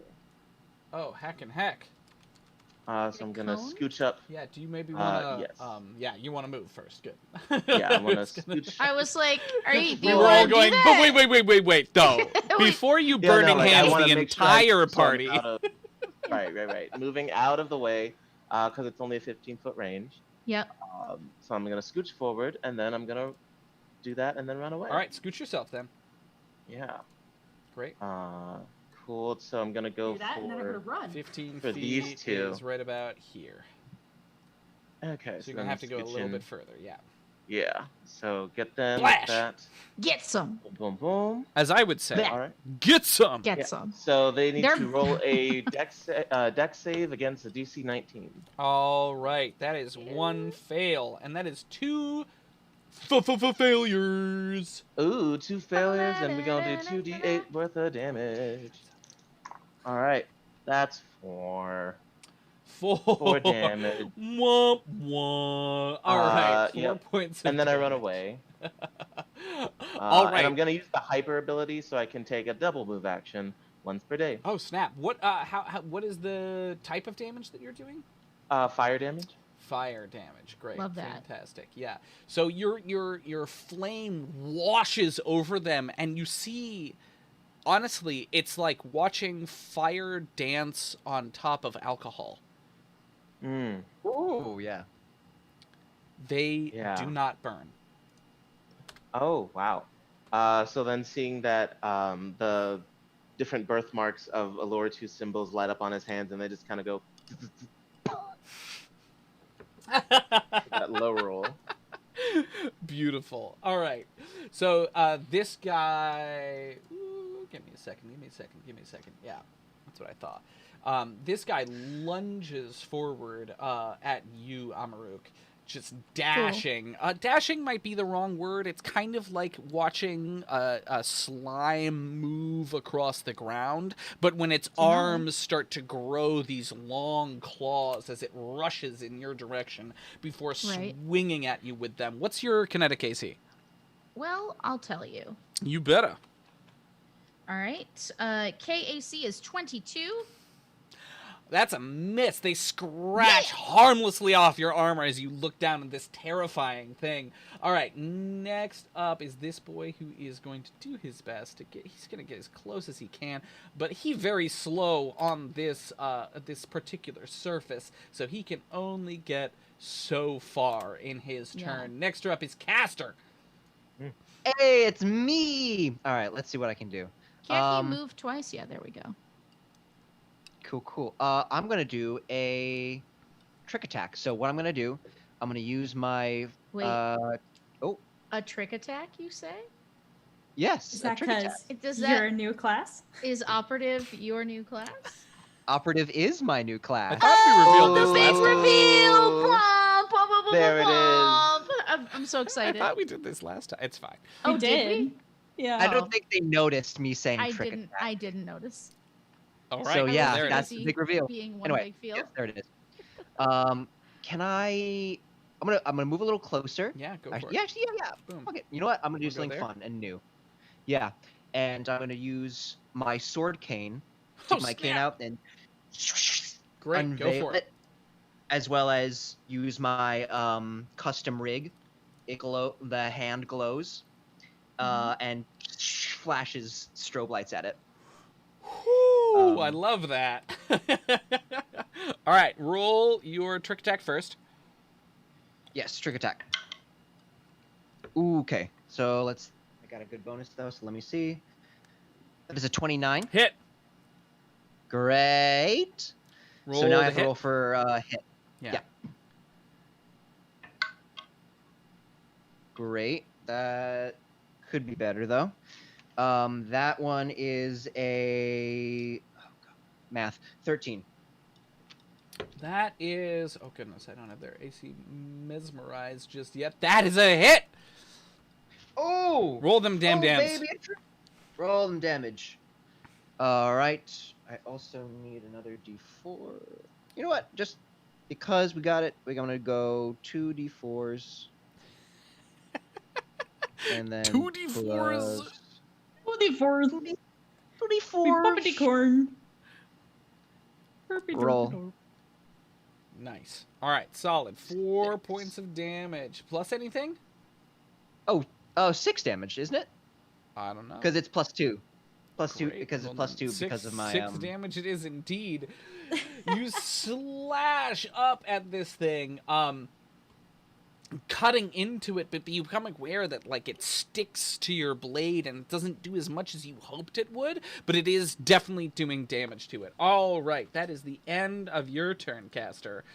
It is also staggered. It is also staggered, right? This sucker, and you get to finish your move, my dude. Finish that move. Do I? Yeah. I think that's the end of it. So trick attack allows you to move before and after. Yeah. It does? Yeah. Yeah. I didn't know that. I Bro. thought it would just It's take so good. Yeah, bro, you better skitter on out of there. You better. I'm skidding around out of there. Excuse me, I have places to be. All right, well, you Select- skitter. I'm gonna move this next boy, who's gonna get within range. Actually, you know what? He's coming for you. He's coming for you, Caster. He doesn't like what you did to his friend, but he can't attack you this turn because he's V slow. This guy is gonna do the same and get just within range of Amaruk. Oh my gosh. Come on over. This Get some. guy is gonna do his best, but he can't quite get there. He's a little soft, literally. This is perfect. This is He's a exactly little what you wanted, goopy. isn't it? This guy's Yeah, getting in the middle of it. Call him Rocky, because he's getting in. All right, next up is Kia. Great. Oh. So this boy that's right in front of me, I am going to do some awful things. I am so my normally black onyx eyes flash this bright red, and my fingers start to tingle, and I stick my hands out and I cast inflict pain on this person. That seems or very creature. direct. Yep. Yeah. Inflict what? Just and- pain. Just several Just pains. pain. So the flavor text. it's something that travels along your nerves and wrecks your entire body with pins and needles. Great. And it needs to make a will saving throw Mhm. against my DC, which is 18. Great. What kind of damage is it doing? Roll it. Well, it's not damage. You get a -2 penalty to ability checks, attack rolls, and skill checks. If you fail. Definitely fail. For 6 rounds. Definitely fail. Great, for 6 rounds. Great. 6 rounds of pain for this guy. Yeah. Let me mark that. -2 to all those things. Great. Fantastic. Is that the end of your turn? I am going to slide to the right. Slide to the right. All right. All right. All right. He gets an attack of opportunity against you. What's your armor class? Yep. Kinetic. Armor class is A17. A 17. All right, you are going to take 8 points of damage as its claw reaches out and like grabs at your ankle as it's Stop it. Next up is Amaruk. Okay. Awoo. Okay, so I will tell you, in an effort to make my turn go a little faster, because I'm about to be cleaving these boys, I rolled a natural 1 on my first attack. But then I decided to re-roll it using my once-a-day Desna prayer, and got a natural 20. Whoa! Yeah. So I'll do that first. So first of all, make a fort save against 17. Fail. Okay, so he is staggered. Left or right? and- Which one of these two? Okay, the one. Let me see. How? Or oh, wait, God. the one the Kia just fucked with. No, this one. Okay, you got it. This one is staggered. And he takes. Let's see. 2d6. Okay. 6. 12.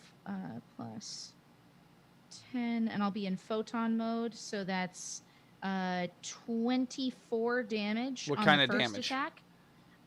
This is, we'll say, force damage. Great. Splat.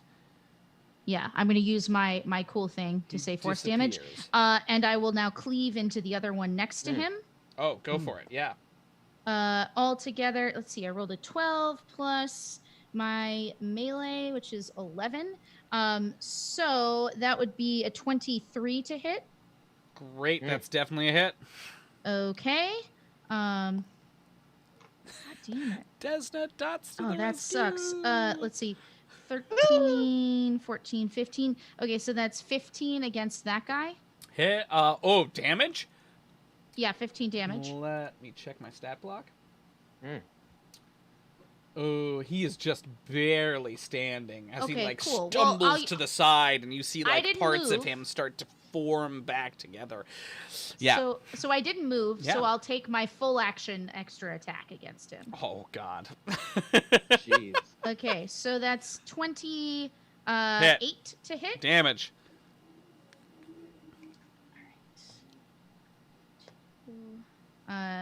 16, 18 damage. 18. Splat. Okay, cool. Wow. So basically, these things run up, and her eyes begin to glow with radiant solar energy. The first one comes up. She catches it on her fist weapon. This gigantic, like 3-pronged, hard light fist weapon.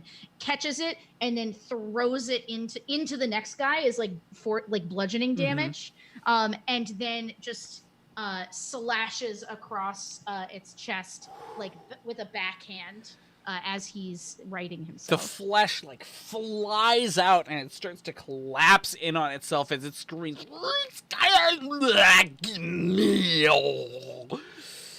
into nothing. Wait, sorry, could you repeat that? Yeah, sorry, what was Nope. We're on to the next moment. This guy's coming in. It's your boy. Next one. All right. It is Jabby's turn. Man, it's great to okay. cleave. Yeah. I imagine Leave it to so. Cleaver. Leave it to Cleaver. Oh my goodness. Seeing the madness that's happening on the ground, how high up is the ceiling in this room? 20 feet. 20 feet? Great. Jabby's eyes glow and the runes on his hands glow as well as I cast Fly on myself at 2nd level. So I levitate 20 feet up into the air. Fantastic. Because it looks like they only have melee going on, so I just want to chill out. Great. All right. Sorry, That's is your whole this turn? one's dead? This one was dead? They're both dead? I deleted. I did an inconsistency. I deleted one, and the other one I marked as dead. So my B, there was one that was dead. This one that is right here moved up on you from up above. In between. Yes, He that goes was the after next you, one. Yep, yeah. got it. Go All on. right. Sorry. So you're just checking in. floating up, Jabby. 20 feet, right? Yes, getting out of All melee right, check range. this out. Let me edit your height. And now Ooh. you're up 20 feet. Thank you. All right. That's all of your turn? Yep, that's my turn. All right. This boy, he's had enough of you, Amaru. He sees you killing his friend. He's like, nah. No. Nah. And by that, I mean, and it swings at you, just like barely misses your face as it lurches up, slashing at you, but you manage to dodge out of the way. Caster 9, you're up. Surrounded. Excellent. Great. Cornered. Can I Maybe throw a grenade? Oh, yeah. Let's see. If I throw it over here, how far is that? 20 feet? Yeah, that's fine. Whoa. got There we go, excited. 20 feet. Got very excited there. All right. I was. Yeah, absolutely. Great. I'm gonna toss a grenade. Great. What's the area of effect? The area of effect? Mhm. It's 15 feet. 15 heckin' feet. Oh man. Blammo. Yeah, it's strength. I'm so guessing you want it that's- like right there, right? What kind of grenade is it? Yeah. It's a frag grenade. It's level 1 frag grenade. Oh, so that's a dex save, I'm guessing? That's a good question. Let me see. Wait, no. Frags, you rolled a hit. I'm so sorry. Starfinder grenade rules always freak me out a little bit. You just rolled a hit, don't you? Against the ground, I believe. Against the ground, which is a DC of 5, I believe. Yes. And they don't get a save. Well, correct us if we're wrong later. Let us know in the comments. But that's the way we're playing it right now, is that grenades are OP because they cost too much money. They do get a save, says Spider. They do get a save. Cool.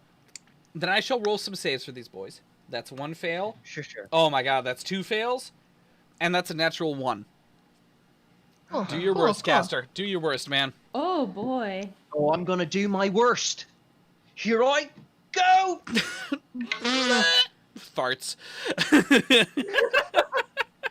That is, well, do I add anything to that? No, it's just 3 damage. Thank you, Chiron. Chiron says 10 plus half of item level plus dex of thrower. Dex mod. God, I love having a chat. It's the best. Yeah, good. playing so a game helpful. with chat is really nice because you never get anything wrong until you do. What was that? So 10 plus half the the items level plus dex. Oh, Yeah. for the DC. Gotcha. so I missed your damage. I'm so sorry. I was too busy being excited. 3 damage. 3 damage. That's it? Yeah. Okay. Yeah. We like that sometimes. I mean, I can also. Amazing. Can I? No, I can't throw 2 grenades. I'm not gonna. I'm feel gonna bad if I don't. splurge like that. No. Great. So it Easy. explodes and shatters into their back, and pieces of the shrapnel like lodge in them and start to shrink into them. But they are still standing. Is that the end of your turn? I'm trying to think what else I can do. I mean, can I do a full attack action by throwing a grenade? Yeah, you Like, could throw. can I- You could throw another grenade. That's legal. Oh no, but I'd have to. No, I'd have to say I'm doing 2 actions when I began the turn. So never mind. I mean, technically, I but can't Anne move. didn't. So Whatever. go for it. Could I? She's like, "What? What'd you say?" Anne goes, "You're calling me out? What?" I have cleave, which gives me a lot more ability to do things It's in true. this particular situation. I'll let you do it if you want to. I'm giving you 5 seconds though, because we spent a Alright, I'll long do time it. deciding what to do. I'll do it. All right, go for it. No, never mind. What I'm going to do instead though is Uh-huh. I'm going to move 5 feet here. Yeah, I'll gladly take the attack of opportunity from this gooey that's creature a boy. hit. That's 4 damage. Okay, 4 damage. That's not bad. That's not bad. That's dust on my jacket. That's fine. Don't antagonize him. Don't do it. Oh boy. There you go, my friend. Thank you. Great. Yeah, Jabby, you're the reason I took the spell Shield Other. It's Oh, scary, And that's the I end of your turn, appreciate it. Caster? That's the end of my turn. Great, fantastic. This dude is going to chase you because he can't get a jabby, so, like, what's he gonna do? And he's gonna swing at you as well. He rolled the exact same thing the last dude did. You're gonna take 3 more points of damage as they're, like, clawing at you like obnoxious toddlers who have never had their nails clipped. It's a real problem. Oh. Everyone's that's like, very oh, specific. God. That's Oh, gosh. very, very specific. It really is. This one's coming for Kia. Enjoy my miss. Total miss. Absolute whiff as you, like, kind of put your foot on its face and hold it at bay as it scratches awkwardly back and forth. This one is the one that you affected. It's staggered, right, Kia? -2 to all checks. Great. Yep. Well, it's going to absolutely fail to get Caster. And finally, it's Kia's turn. Great. So I'm going to deal with this little guy in front of me. So I'm going to mind thrust him. Again, eyes super red. This point comes from my forehead and goes shunk. And I do a mind thrust. Will saving throw. Amazing. Please. 18 is my DC. Fail. Fail. So you take 4d10 damage. So that is... Oh, this is psychic damage? Beautiful. Yes. So, as you reach out with your mind to slam 22. into this guy's face, you become suddenly very, Oh, no. very aware that there is no brain. Ew, ew, ew, ew. There ew. is just a dead wall of emptiness, and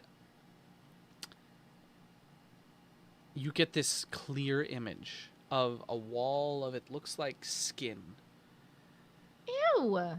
and faces and hands press up against it in agony, trying to find their way out. Oh, Helplessly. man. Oh, man. I'm going to make you end Like your of turn. this body. This is all in your head as Just you all try in to my head. connect with this thing to tear it apart. It's all in your head. This awful thing is happening. It's not happening. It's fine. Yeah. It's All right. fine. That like Fine. shock ends your turn. Amaruk. All right. First attack against this one directly in front of me is a 14 to hit. That's a hit. Okay. Great. Kill. Kill. God. Spider God goes, damn. that backfired. Okay, so And I did so much damage. 3, How much did you do? 13, I'm so 15, sorry. 21. 15. Ooh! 15 damage. That is enough for that sucker. This guy Okay. who just got into the fight, he's down as you tear him apart. Putty so I will- splattering behind you. I will cleave. Go. Leave it to cleaver, as they say. Cleave it to Beaver. All right. 21 to hit. Hit. Cool. And that is 18 force damage into that one. Oh, that is enough. Just barely. This thing splatters as well, like creaming the great. back wall. That was a I will now gross take my way to say full that. action attack against the one in front of Caster. Yeah. 27 to hit. Oh, that's a hit. All right. 19 force damage to that one. Whoa. I'm so big. I'm such a big girl. Okay. So is he still standing? Nah, fam. Okay, cool. Nah, he Nah, out. bruh. Nah, So he the down. first one, she clear cuts through the tongue, Uh-huh. right? That's like slathering out at her. Chops it off. It goes like, "Ah," you know, the way it would. The way it would. And then she just shink into the tum, and just very economically is like, boom, and then punches the other one in the throat. catching the tongue like against its throat, and then pulls it out, and then just turns around and just backhands from the left shoulder all the way down across in a giant diagonal, just rending the flesh open. Nasty. Oh. I love it. There's one thing that Amaruk is good at. Cool. Holding my petri dishes. Yeah, it's holding your petri dishes. I want to share. Just a bonus. I want to share that I thought you said tum, like you were being weird about the word stomach or gut for a second. Tum. I was like, I punch him in the tum. No, you punch him in the Well, I tum. punched him in the tum. All Tum's right, the word. Jabby, it is your turn, my dude. So are they like visibly undead, or is that just something Gillespie got because of the mind connection? Undead? I never said undead. They're not undead. Okay, you didn't specify. Great. Then I'm just gonna stay out of range. Take out my. I am gonna have you make a perception check with disadvantage, real quick. Okay. That first one was the good one, and that second one was actually not bad. 14. Cool. Continue with your turn. I take out my sonic pistol with "Screamin' Mimi" scrawled on the side, and I take a shot at the one in front of me. Nice. That is a 17 to hit. That is a hit. Roll that damn. Nice.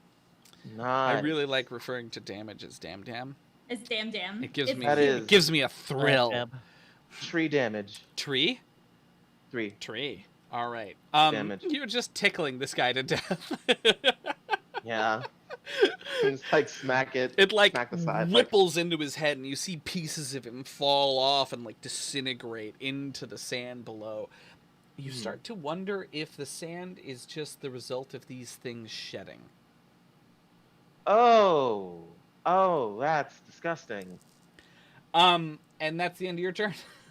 Yeah, I'm not used to firing from this angle. I just kind of like blast them, just like spinning in place. I love that. Caster, perception check. Oh gosh. Okay. Ooh. So what's my perception? Jeez. Oh no. Oh, 16.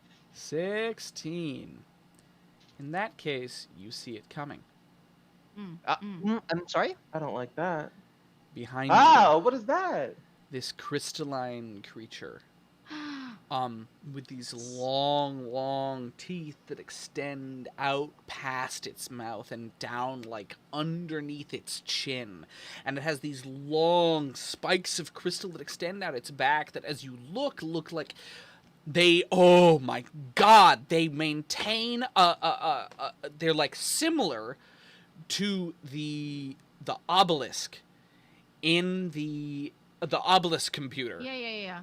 They're similar to the obelisk computer. They're a different color, but they have the same kind of veins running through them. The one that you guys found on Machu Beta, right, during the assault on Elo Catch's facility. Yeah. So this thing clambers up behind you, and you turn and see it as it lunges forward and grabs onto your exocortex. You get an attack of opportunity. Oh, heck yeah. Oh, ha ha. That's going to be a 21. Nice. You absolutely make the... Wait, do you? Do you make the hit, though? I didn't look at the stat before I said that. I didn't look at the stat block. Don't you dare. Don't you dare. You don't. Oh! You begin to swing around at it, bringing your cane sword towards him, and an arm reaches out like... Oh, yeah, an arm reaches out and blocks it and pins it to your side before this thing grabs onto your exocortex and, like, it kind of looks like it's going to headbutt it, but as it moves to headbutt it, it begins to, like, pull up. Its feet disappear and it shrinks and transforms into this kind of, it's almost like a streak that dives into the screen on your exocortex. And... with that, it is gone. Fuck that. Are you serious? It's inside of my exocortex? It's a virus. It's inside my bow tie. Oh no. The call is coming from inside the bow tie. You got a bow tie, baby. All right, Oh it's my your God. turn now. That was just all reaction. You're still up. Jeez Louise. Well, shit. He's gonna panic for just a little bit, and then like just split second, he tells himself, "All right, don't hesitate. Hesitation is defeat." And he rolls here and like to put his back against Amaruk. Uh-huh. You're gonna take 2 I attacks assume of I get the- opportunity. What's your AC? Kinetic? Which kinetic AC is 19. That's 2 hits. Distracted, Cool. they both manage to hook their claws in you. You take 10 points of damage. Ooh. Great. So it was 2 attacks? Yeah. Yeah, Both of because them. there's Great. one Left on both of one them. side and one on the other. Oh, I didn't notice that. Well, Yeah. I have an armor upgrade if I get hit, so I forgot about that. But let's just pretend I turned that on before rolling. Let's just pretend that that's a thing. Cool. So once they're gonna feel this like jolt of electricity just shoot out, and try to repel them, and they are going to take. Oh, sorry. Shoot, I should roll 1. No, I roll 2. One's gonna take 3 damage, and one's gonna take 1 damage of electricity. So the one to the south that Jabby has just been poking at for 3 turns is like starting to look a little rough. It's like stumbling Yeah. around. It has like electricity in its left eye, just like sparking around back and forth. The one on the right Nice. is looking okay, and it just gave Kia a vision of something. Is that the end of your God. turn, Caster? No, I'm going to swift action teleport my sonic pistol to my hand and aim it at her and like, get away from her, and then fire. Thanks. Get down, Bright Claw Fully- PD. Fully artist. Go for it. That is a 18 to hit. Yep, go for it. Roll them, damn. Dim. Roll them. Damn. I want a shirt now. Roll that dim. 6 I'll design sonic one. damage. 6 damage. Nice. It's splashing in the back of him, splattering guts, or I guess just pure flesh out. This guy is really he's not having it with you, Caster. So he's gonna move up and try to get you. He misses though, just barely. The other one continues to attack Kia, misses as well. Kia. Why does it have to be like that, you know? Great. I think this is totally a reactionary situation. She grabs her dueling sword and just like tries to like get it off her because that image was so freaky. Go for it. So it's That makes sense. a melee. That tracks. That is so much better than I thought it would be. That's a 25. Hit! Roll damn! Oh. And it's Or not should going to I be a say lot of damn damn. Damn. But it is. Oh, it's 9. It's 9. It's 9. Nice. 9. Beautiful. So you draw your sword out and slash up at it. The tongue comes clean off, wriggling and writhing like a chicken when its head come off before you stab forward, just cleaving this thing in the face as it kind of to a stop in front of Nice. you. Amaruk. Okay, are there any other living ones around? You can see one that is living right to your southeast. Oh, this one. No. This one? The other one is Oh. on top of a dead one. I understand why you're confused, but there's I only can't- one right to your southeast. This Right one? here. Yeah. Yeah. Yeah. It's behind me. This one. Yeah. Oh, but it's on top of a dead one. Yes. Yep. There we go. Okay. Yep. Cool. The pieces of information congealed. Yeah, sorry, it's We got a it's- full it took- picture? I had to download Oh, yeah. into It's my all brain. coming together. Sorry, guys. All right, cool. So Amaruk is going to look at Caster and say, "What happened?" And then go to attack the one next to her. 22 to hit. That's a hit. All right. 8. 24 damage. Okay. Yeah. Cool. It makes exactly that sound as it deflates into nothingness. It's that like cool Xena moment of like, Shink, what happened? Like just nothing else. Yes. Beautiful. So like the skin pools around all of you as this flesh kind of disintegrates into nothingness and this empty feeling. Wait, can I take a sample? Yeah, sure. Great. She hands, with still looking at Castor, just hands one of the bottles to... Wait, you know what? I'm taking the tongue. I'm taking the tongue from mine. Okay. Yeah, absolutely. Yeah. Great. Cool, Thanks. cool. Sorry, kids. Dope. Still freaked out from those creepy flesh things. For the next 5 minutes, Jabby's just gonna stay floating and then walking along with his 4 souls, just refusing to come down until eventually just plopping down. Jabby, you have to come down. We have to keep going. I don't wanna. I'm gonna stay up here till we get further. You could stand on my shoulder, piggyback ride? Eventually, like, coming to a stop on your shoulders, so you have a jab pack now. She's not that strong. But she's gonna pretend to be very strong. Great. Yeah. Amazing. Guys, we might also have another problem. What happened? Some crystalline gremlin or something went into my bow tie. I mean, my exocortex. Wait, what? She clutches her chest like, they wouldn't, like, not your outfit, you know, because she knows he cares so much about it. He unties his bow tie, and underneath it is just like exocortex, right on the top of his sternum. Mm-hmm. Yeah. And it's just this circle, and it's green, and it has this circuitry that's kind of like glowing. Wait, there's something inside there? Yeah, it grabbed me, and then it went inside, and I'm gonna make a quick diagnostics check if that's okay with everyone. Okay? Yeah, I'm gonna love to help with that as well. I'm gonna roll 4 computers if that's Please do. Okay. Yeah. I also have a theme thing that reduces the DC by 5 to computers check. Nice. What I will say is that as you're talking about this horrible thing, Amaruk is just like,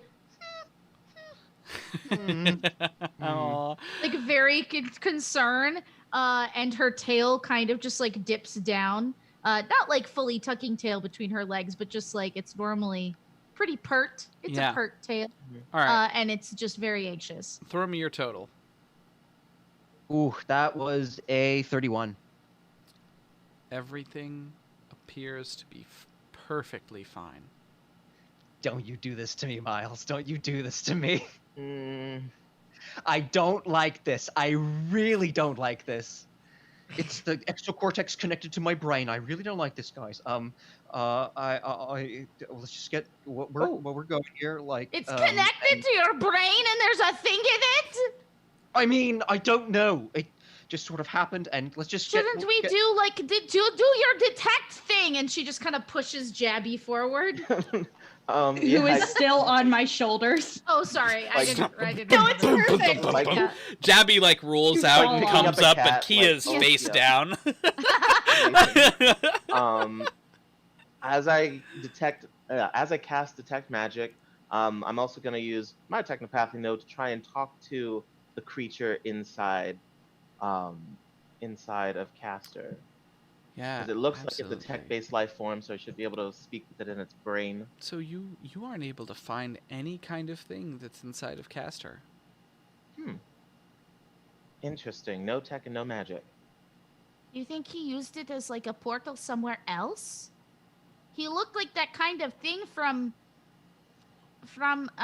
Elo Ketch's place. Do you think it was using your power cell as like a way to get somewhere? Did he jump into the internet through you? Are you connected to the internet? I don't know. I really don't know. And if I'm gonna be honest, I don't want to talk about it. Let's just get our mission done. I'll check it later. I'm just gonna shut it off right now. Okay? Okay. Shut it down. Well, Shut it down. if you have any discomfort that lasts for more than 2 hours, let me know. Thanks, Jabby. Just force quit. Force quit. Do you want to maybe like Are you sure you want to finish sorry. that sentence? Yeah, I do. I just. Do you want me to lick your hair? No. Just sit down, Castor, and let Listen me here, gently Kia. Yeah. No, she like groom puts you with my her hand. tongue. Sorry. God damn it. That's Oh my not how it goodness. happened. Let I me remember finish it the very joke, differently. please. So she it's not a joke.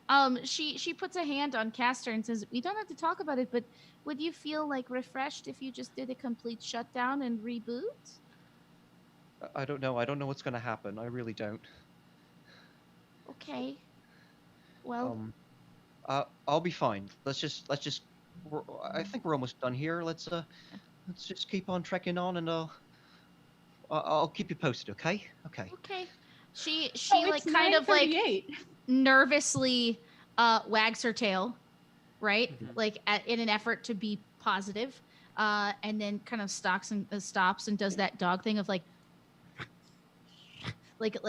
when you're like they're getting excited to Yeah. like go for walkies. Yeah. But they're not quite sure that it's time to go for walkies yet because their owner isn't quite ready. All right. I'm moving yeah, us on. and- What are you guys doing? Yeah, please do.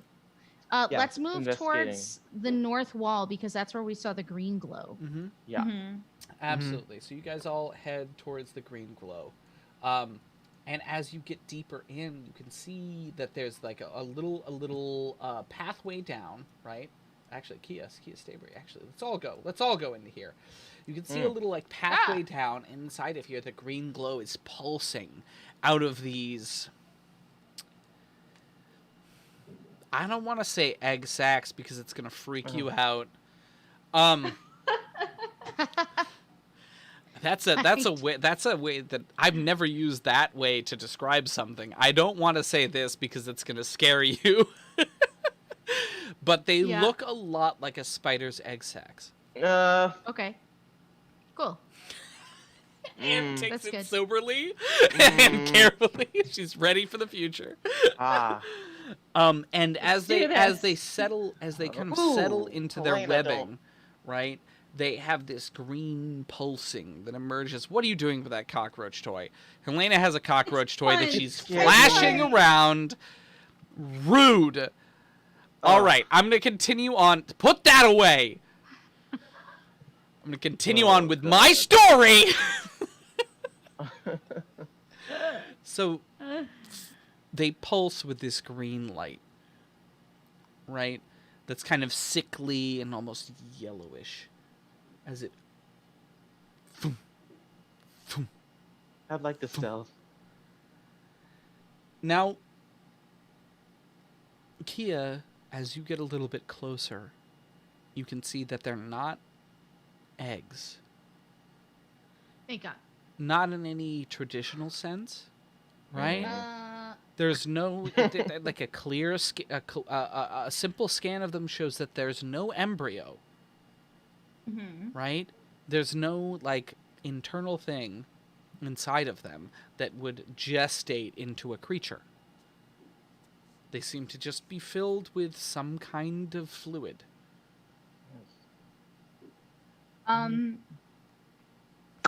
I would like to take a syringe and attempt to extract a little bit of the liquid from inside the egg sac. Just a little bit. Just a little bit. A little bit of See the what yolk. happens. I've seen Alien. I know this doesn't go well. Great. I'm stealthing if possible. we just broke the stream. All right, so you get a little bit of the liquid. Other than that, and the holes in the wall, which lead into darkness, and it's hard to tell what carved them, or if something did even. This area It's a is fucking hive. remarkably silent.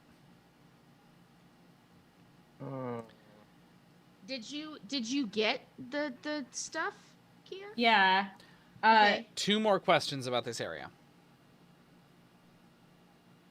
It's so gross. Oh, does this feel like the source of the transmutation magic I was hunting before? It's very strong here, but I don't know if source is the right word. Okay. Oof, woof. Question 2. I want to use my blind sight, move up to the wall, and put my hand on the wall and sense if there's anything living inside those holes. There or are. moving around inside of them. There are. Oh, don't answer it like now, that. Now, Anne, I'm going to give you a little bit more information. Okay. There's a lot of holes, right? We can see the large amount of holes on our art, right? Let's zoom in for chat. Look at all these holes. So many holes. So many holes. Way more creatures, way fewer creatures than you would expect. Way fewer creatures, given the amount of holes. Yeah, the vibrations that you can see does not, like, you can't, or the vibrations that you can feel with your hands, right? Because you have blind sense. Or tremor sense? It's blind sight. Okay.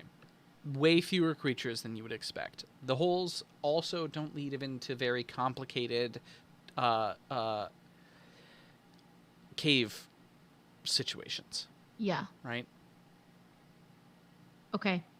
She is going to withdraw from the wall, look at the immaculate horror in front of them, and go, well, that's all. And then she starts climbing back into the room. That's great. So you guys leave, having gathered all the data that you can. Yeah. Departing bit by bit, until you reach. I'm just gonna move you guys for a second. Give me your indulgence.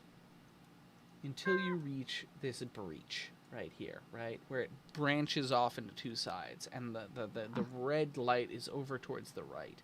Right. And as you guys settle, like, land, you hear this voice that says, I'm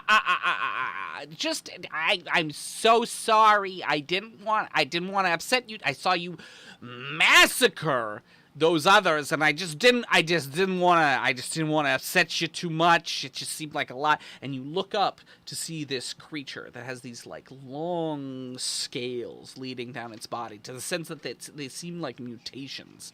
And on its it's definitely humanoid. Right? It has a very humanoid face, but snake-like eyes and, like, long eyebrows that stretch down and connect with its beard, which, as it goes, turns into this massive snake-like creature that kind of twists up and up to its side and says, I just wanted to let you know I don't mean you any great ill. So if you wanted to come this way, maybe you didn't, maybe you wouldn't. Sorry, what? Don't come up here. I pooped everywhere. Oh, okay. Well, you're really beautiful. You're not half bad looking yourself. Yeah, why, thank you. You're such a gorgeous creature. Your beard, it's fascinating. What are you doing? Oh, thank you. I use it to tear things apart. Amazing. Pet puppies. What? No. What? Bad. What? Okay. Hello. This is unacceptable behavior. Petting puppies? I thought that was pretty nice. No. He did say tearing people apart before that. Smiles with this, like, crooked smile with yellow teeth that poke out from underneath his like, mangled lips. Yeah. She says, and, yeah. yeah. She says, no, I mean, whatever you're doing here, how we need to know what's going on here. We came here because our friends came and told us their entire village was destroyed. Are we gonna glance over the fact that he did say mangled before quickly changing to petting puppies? No, I heard what he said. No, I said nothing about mangling. Just a self-defense. You're really gonna lie to my face and tell me I'm wrong? Self-defense. Can you blame me? Look, it's got teeth. Yeah. Okay, she growls. Okay, were you responsible for the village? No. Someone torched? No, not me. Honestly, seriously. Sense motive. Seriously. Y'all, my friends, my new best friends. Okay, but what if I rolled a 32 sense motive? He's not used to not lying, but he is telling the truth. Okay. She goes, Huh. Weird. It wasn't me. It wasn't me. Everyone's always accusing me of things. Do you know who it was? No. What's been... That's a lie. Yeah. Okay. Now start talking to me. It's my boss. Your boss? Well, it's maybe my boss to be. Might be a better way to put it. Like a prospective. Are you an intern? hire. I am an intern. Yes, Oh, and okay. I don't get paid. It's all coffee runs all the time. It's terrible. Yeah. It's just You have paperwork. to It's come like to Bessie's Rest. We'll No, get you a no. job. I would love no. Bessie's No. Rest sounds restful. It No. sounds Not invited. We do not invite people like this who serve people who want to destroy and permanently change our environs. He's I an am going to intern. You start have to build offline a for it. resume. No. I really need your help here. I mean, it's fairly short right now. I mean, not my beard, my resume, and Hey. yeah. I'm- Yes, Caster. You listen up, you little shit. Yeah, hold on, Anne. You've talked enough, Caster. You're right. You're right. I'm gonna swift action, equip my pistol, and aim it at him. And go. What's your boss's name now? I don't know. You don't know the. It's boss that you're it's a trying- very intense application process. Okay. Intense I get- how? Intense. I mean, there's a lot of paperwork. Mm-hmm. There's hoops you gotta jump through. Some of them are literal. You might Fascinating. feel like identifying yourself there. What? You feel like identifying yourself there? No. My mama told me not to talk to strangers.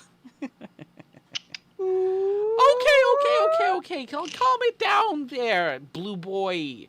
Okay? We're just having a conversation here. I just don't want you to come defile my very poopy home. I think that's reasonable. It's beautiful. I love what you've done with the place. Did you do all of this burrowing yourself? No, it was here when I Oh. got here. Fascinating. I'm What loving is the your poop job deco now? style. Intern. Well, yes, but are you doing office administration? I know you're doing coffee runs, but like, where are you running for coffee? Coffee runs. I'm going to this great place. No, I use the Keurig. The Keurig. That The it's Keurig. extremely wasteful Oh my goodness. environmentally. You know, You should I really agree, but consider- it's not my preference. It's all up to the boss. Who is What's he? going He sounds on like here? a dread. I wish I could know. Someday, I will know the name of my new master. But for right now, why don't you just you all look very tired. You killed those things. What, Yeah, what were were they? They're just lost souls. And you send them back where they belong. And what about the other thing? Another lost soul. Maybe lost soul more found. I don't know. I don't talk to that guy. He's intense. Hmm. Is he gone? No, Where is he? with you. Ew. I agree. It's disgusting what he does. What does he do?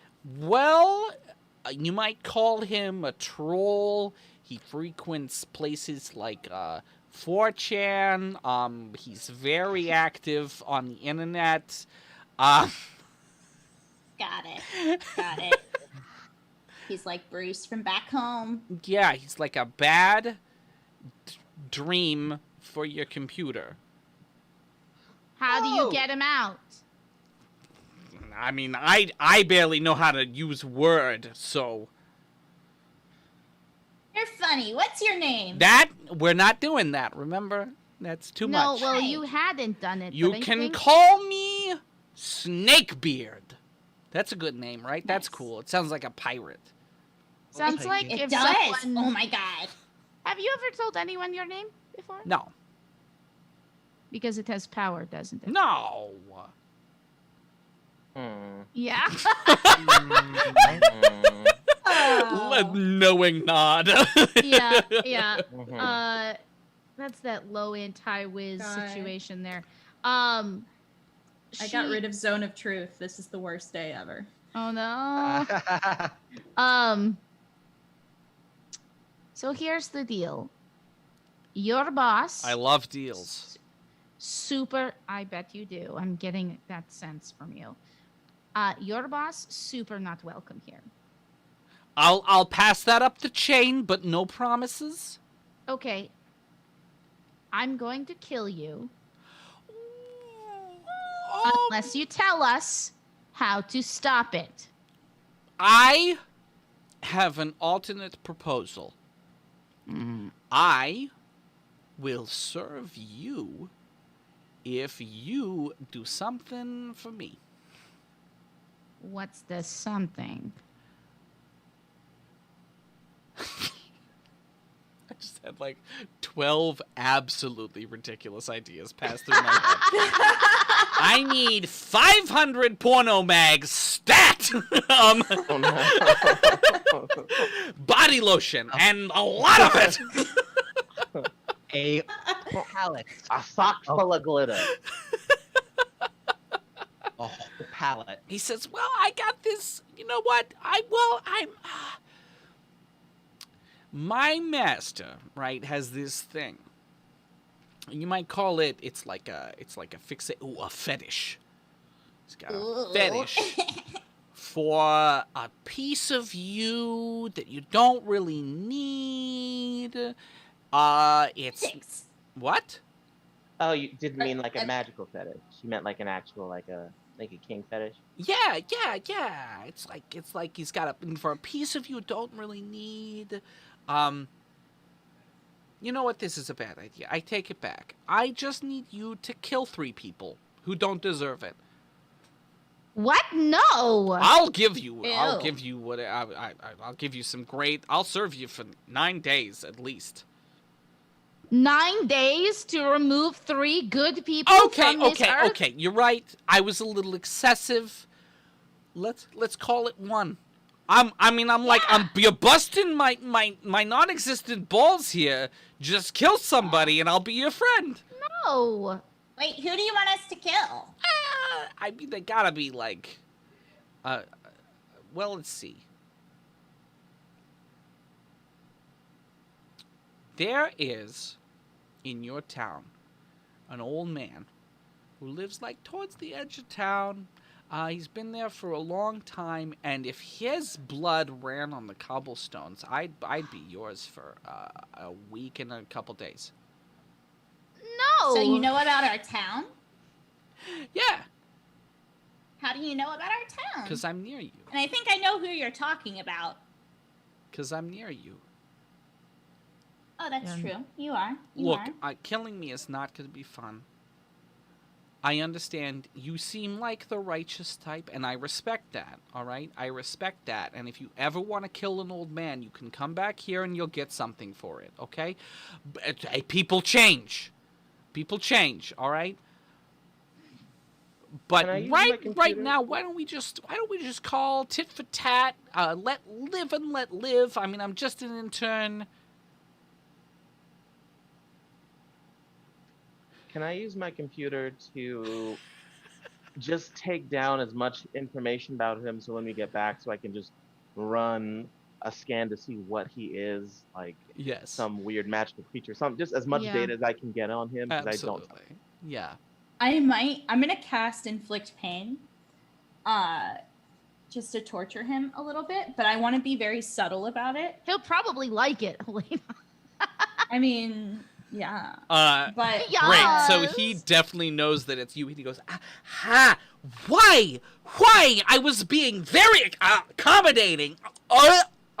You're a real asshole. You know that? Yeah, but we're in charge around here. Okay. Do not take us not killing you as a kindness. All right. It's a. What is it then? Warning. A warning. Oh, I'm scared. Oh God. Don't do that to me Yeah. again. Oh. How far away is he from us? He's Ooh, let me drag him on in. He's right there. Ooh. All right. Oh. How high is the thing that he's standing 10 on? feet. She is going to walk to the bottom of the 10 feet. He's going to back up. Okay, but what if she was faster? You did Damn it, say Miles! walk. You did say walk. He's looking right at you. He knows you want to tear his beard off. Sure. And she says,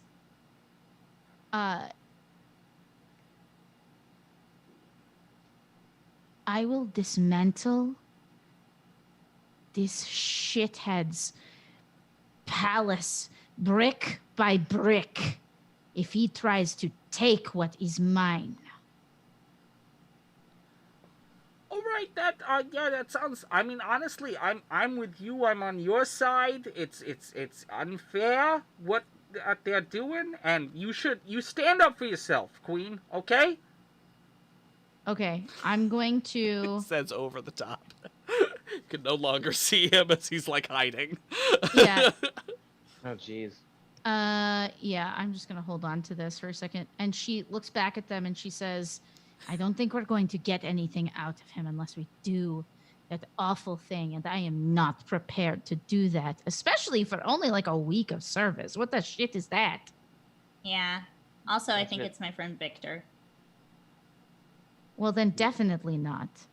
Yeah. All right, so we'll be back. We'll torture him again. Great. You guys are Yeah. leaving, correct? Yeah. I'm Yeah, gonna this place push us forward. Yeah. So basically, my only plan, if it's possible, is when we get to a small place, I'm gonna wait for the group to go ahead, and then I'm gonna finish out my supernova charges, in to bring like the stuff down, Yeah. to like cover the hole. You do that, the fire has 0 effect. But it's force damage. I can make it force damage. You do that, the cavern It has collapses. 0 effect. Yeah. That changes everything. All right. Okay, I was That's like, cool. but I have force damage. So- 'cause the chat gave me it. So, you load back onto your ship, a little confused, but knowing a lot more, but mostly Yeah. having been answered with questions. And you take off and head back to Bright Claw. Settle in. The day is just beginning again when you arrive, but it's time for all of you to finally get some rest. You settle into your various accommodations, slipping out of your clothes, washing off, and getting into bed. And as you get into bed, Caster, as you just are about to slip off into dream, a voice tickles the back of your mind. Caster 9, I know so much about you now. You keep too much in here. Careless. It's nice to hear you again, I assume. Oh, Elo Catch? again. Oh, a Elo Catch. Who the fuck is that? No, you'll never know my name. But we're gonna have fun together. We're gonna have Are we? so much fun.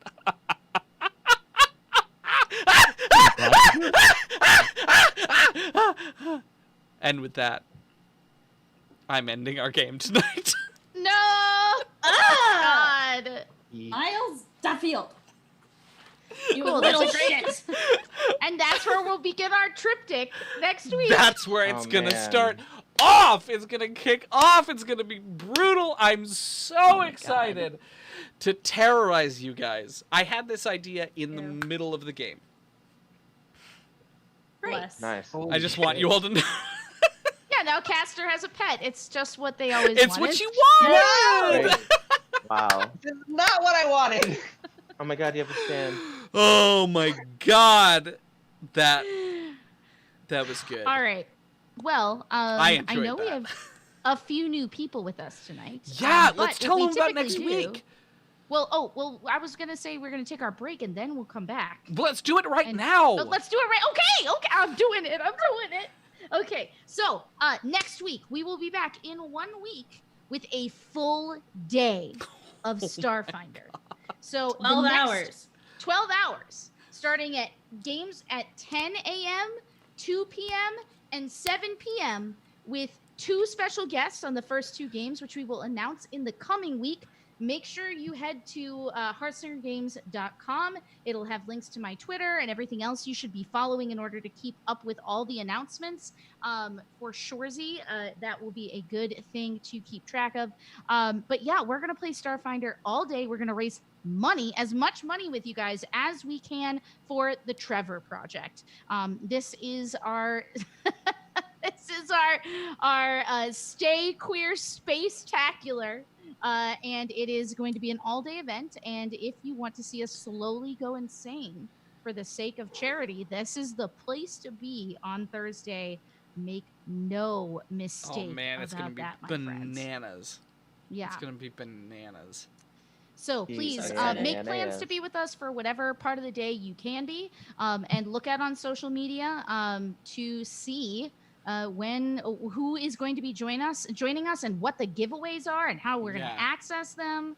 It's going to be really, really cool. a fucking treat. So right now, however, we're going to go take a brief break. I'm going to go get a G&T, and we're going to sit down and talk about this game. And I mean, heck, whatever y'all want to talk about. Ask us questions in chat. We would love to chill and yammer with you guys for a little bit. So we'll be right back. Don't go anywhere. Come hang out. See you soon.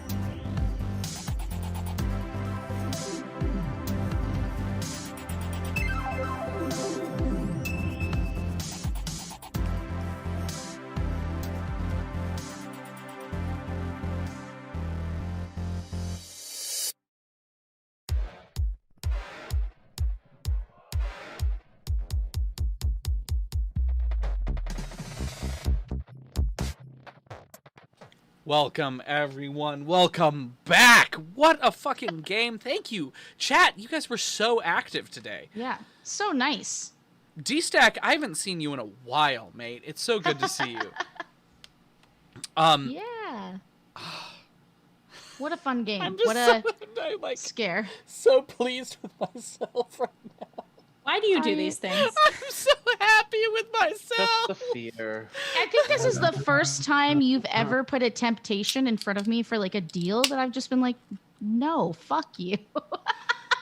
Really true. think it is.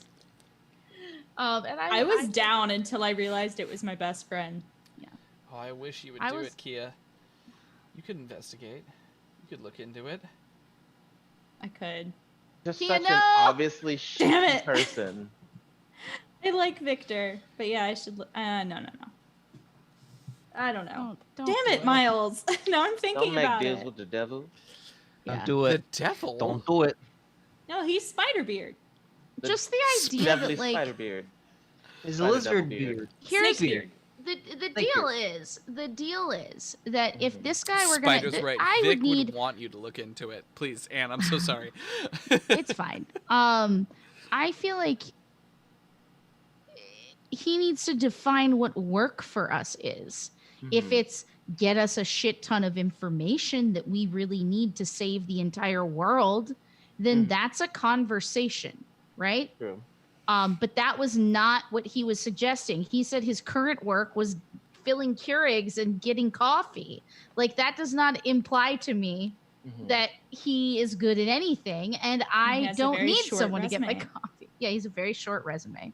It just sounded very strange the way he phrased things. It seemed very archaic and like, oh hey, you'll have my services for X amount of time, like you're some fae or demon spirit thing, rather than hey, I'll take a contract.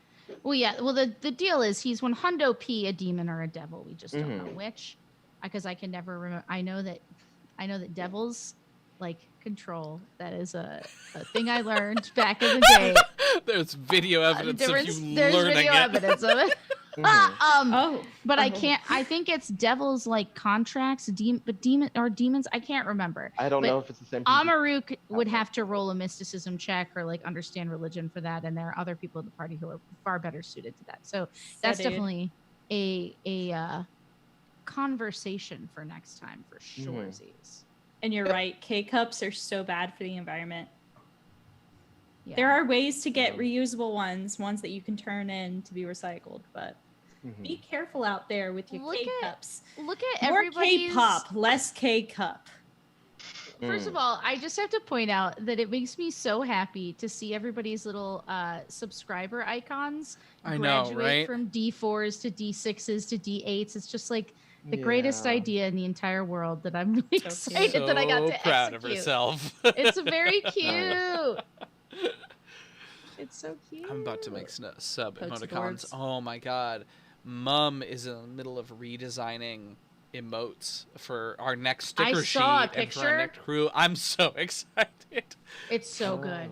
It made me want to be like, you know what? I'm just going to hire Mom because I tried to do it myself and like, honestly, you know, I learned some things. Yeah, it's good. And you should try to do these things for yourself, but everyone should hire Mum because Mum is Brilliant. I hope she's not paying attention because I can't afford for her to raise her prices, but she's so cheap for the quality that she delivers. Yeah. Oh my god.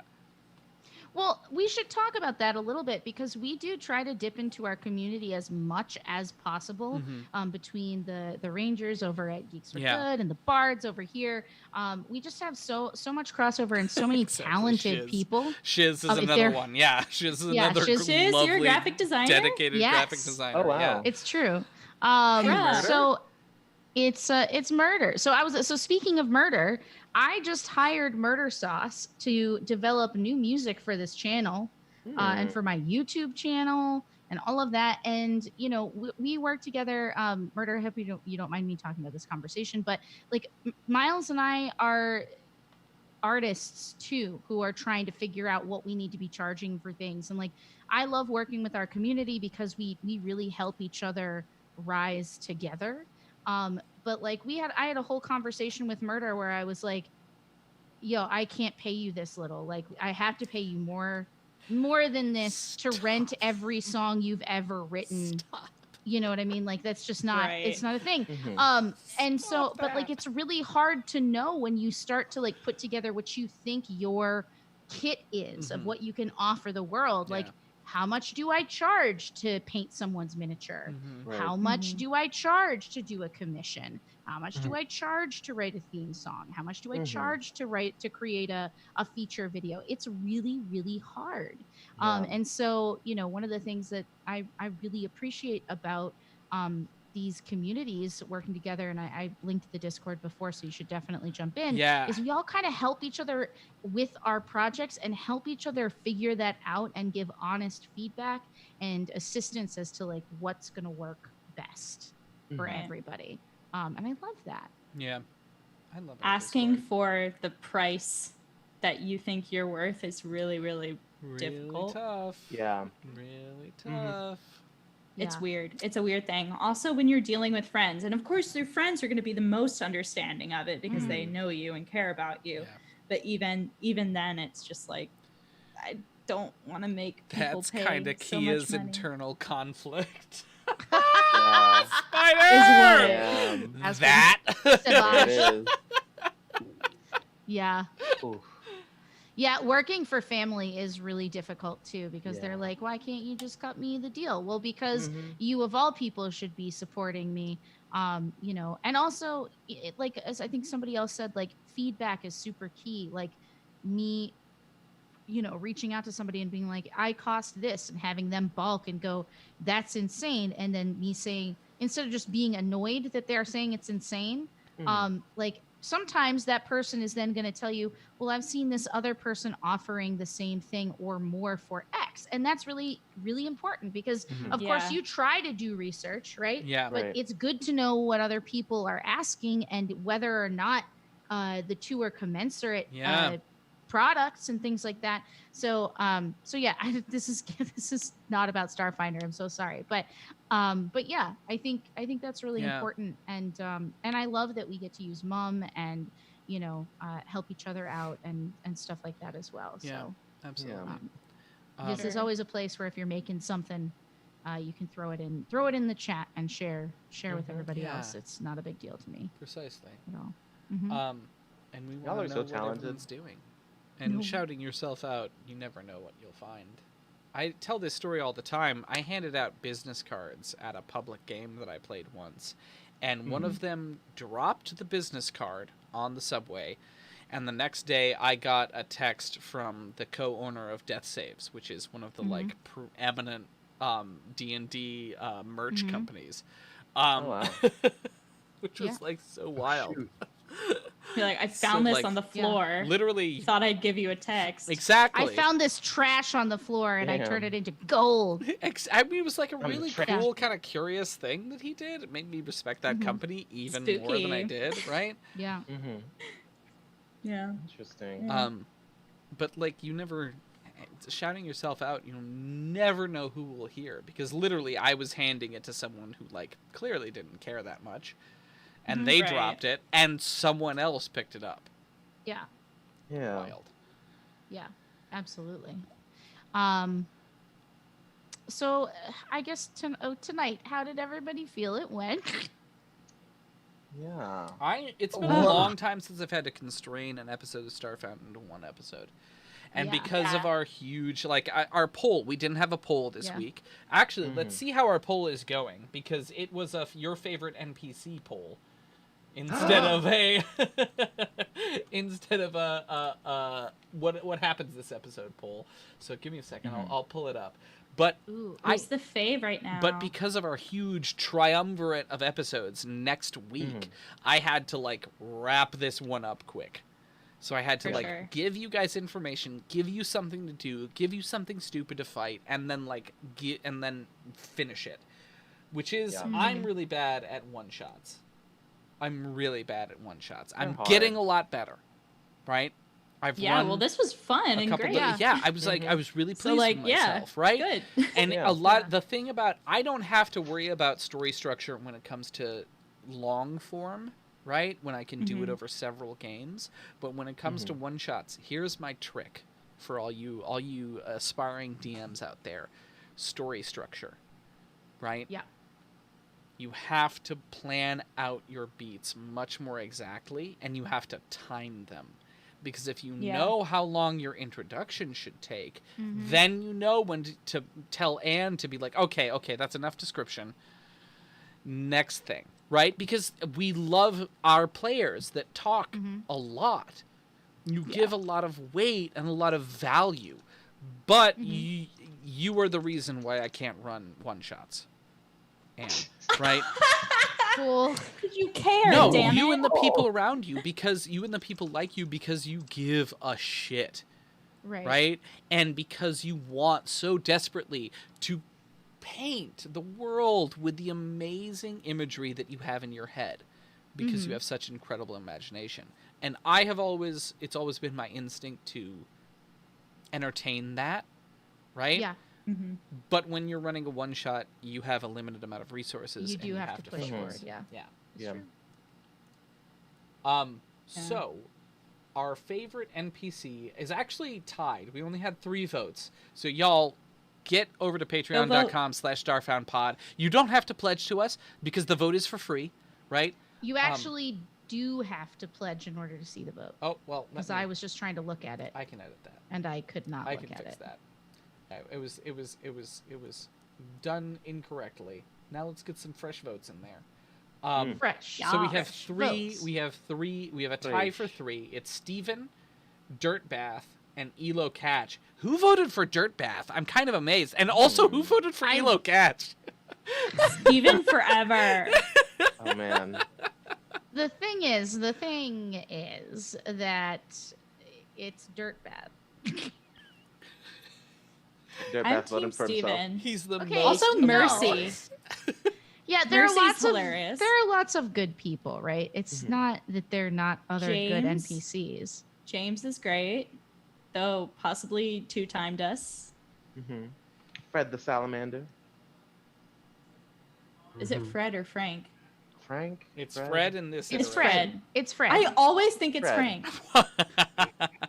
You're like, I've heard it both ways. Anyways, Two-tailed Real. cat that is now controlling him. Exactly, Shiz. Yes, we really want this 2-tailed cat. Maybe I'll draw a picture of the 2-tailed cat that Caster has in his mind, and instead has a glitchy virus thing inhabiting his exocortex. I legit Spider, yeah. did not know you spelled Elo Catch that way.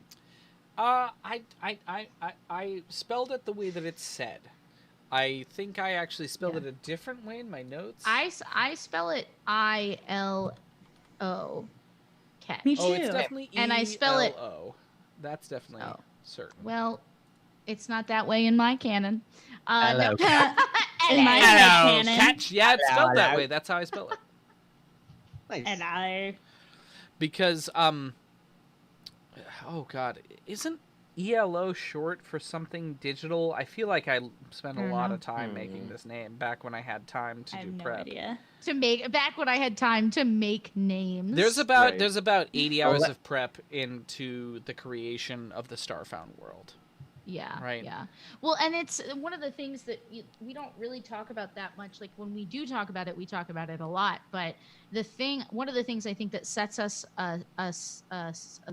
apart from a lot of other Starfinder shows is that we work primarily outside of the packed worlds. So we are influenced by the packed worlds, but Miles does a lot of prep and a lot of world building to create some totally new stuff. And one of my favorite things that we ever did was, I happen to have it right here, not because I'm like shameless plug, but because it's just still here.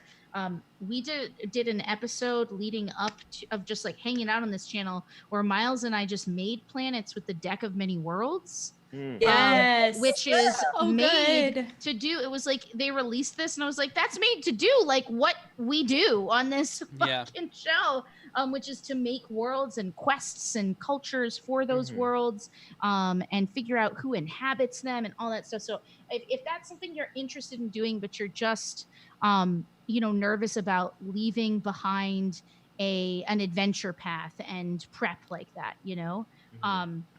I think that's a really great tool to help you get to this place, because there are people like Miles who really enjoy creating custom settings and custom, things. And like, I like it, but I don't have the time. So I often am, adjusting things that already exist to personalize them to the players and the, I don't know. PCs that I have in my games when I'm DMing. But when I started playing D&D, I started in 3.5.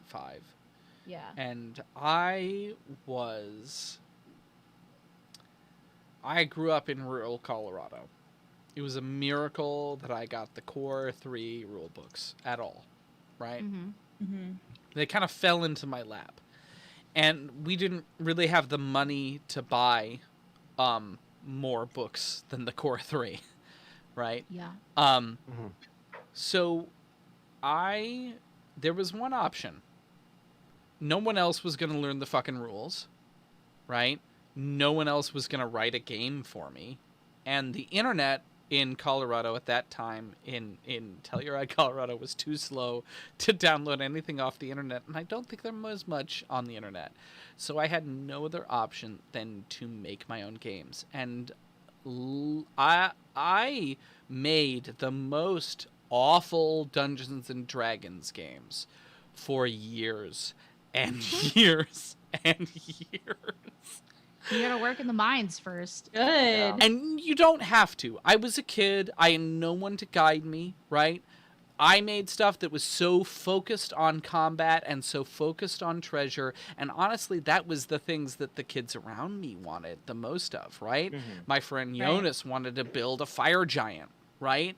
So I fucking homebrewed a fire giant race, and like we explored the world together. And I also did, as a kid, I did a lot of dungeon mastering and playing at the same time, right? Which I think is where my like structure of making problems that don't have an answer came from.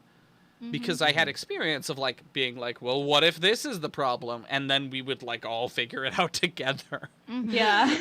So like that is a legitimate strategy. No, every problem has a solution as long as you're open to it, right?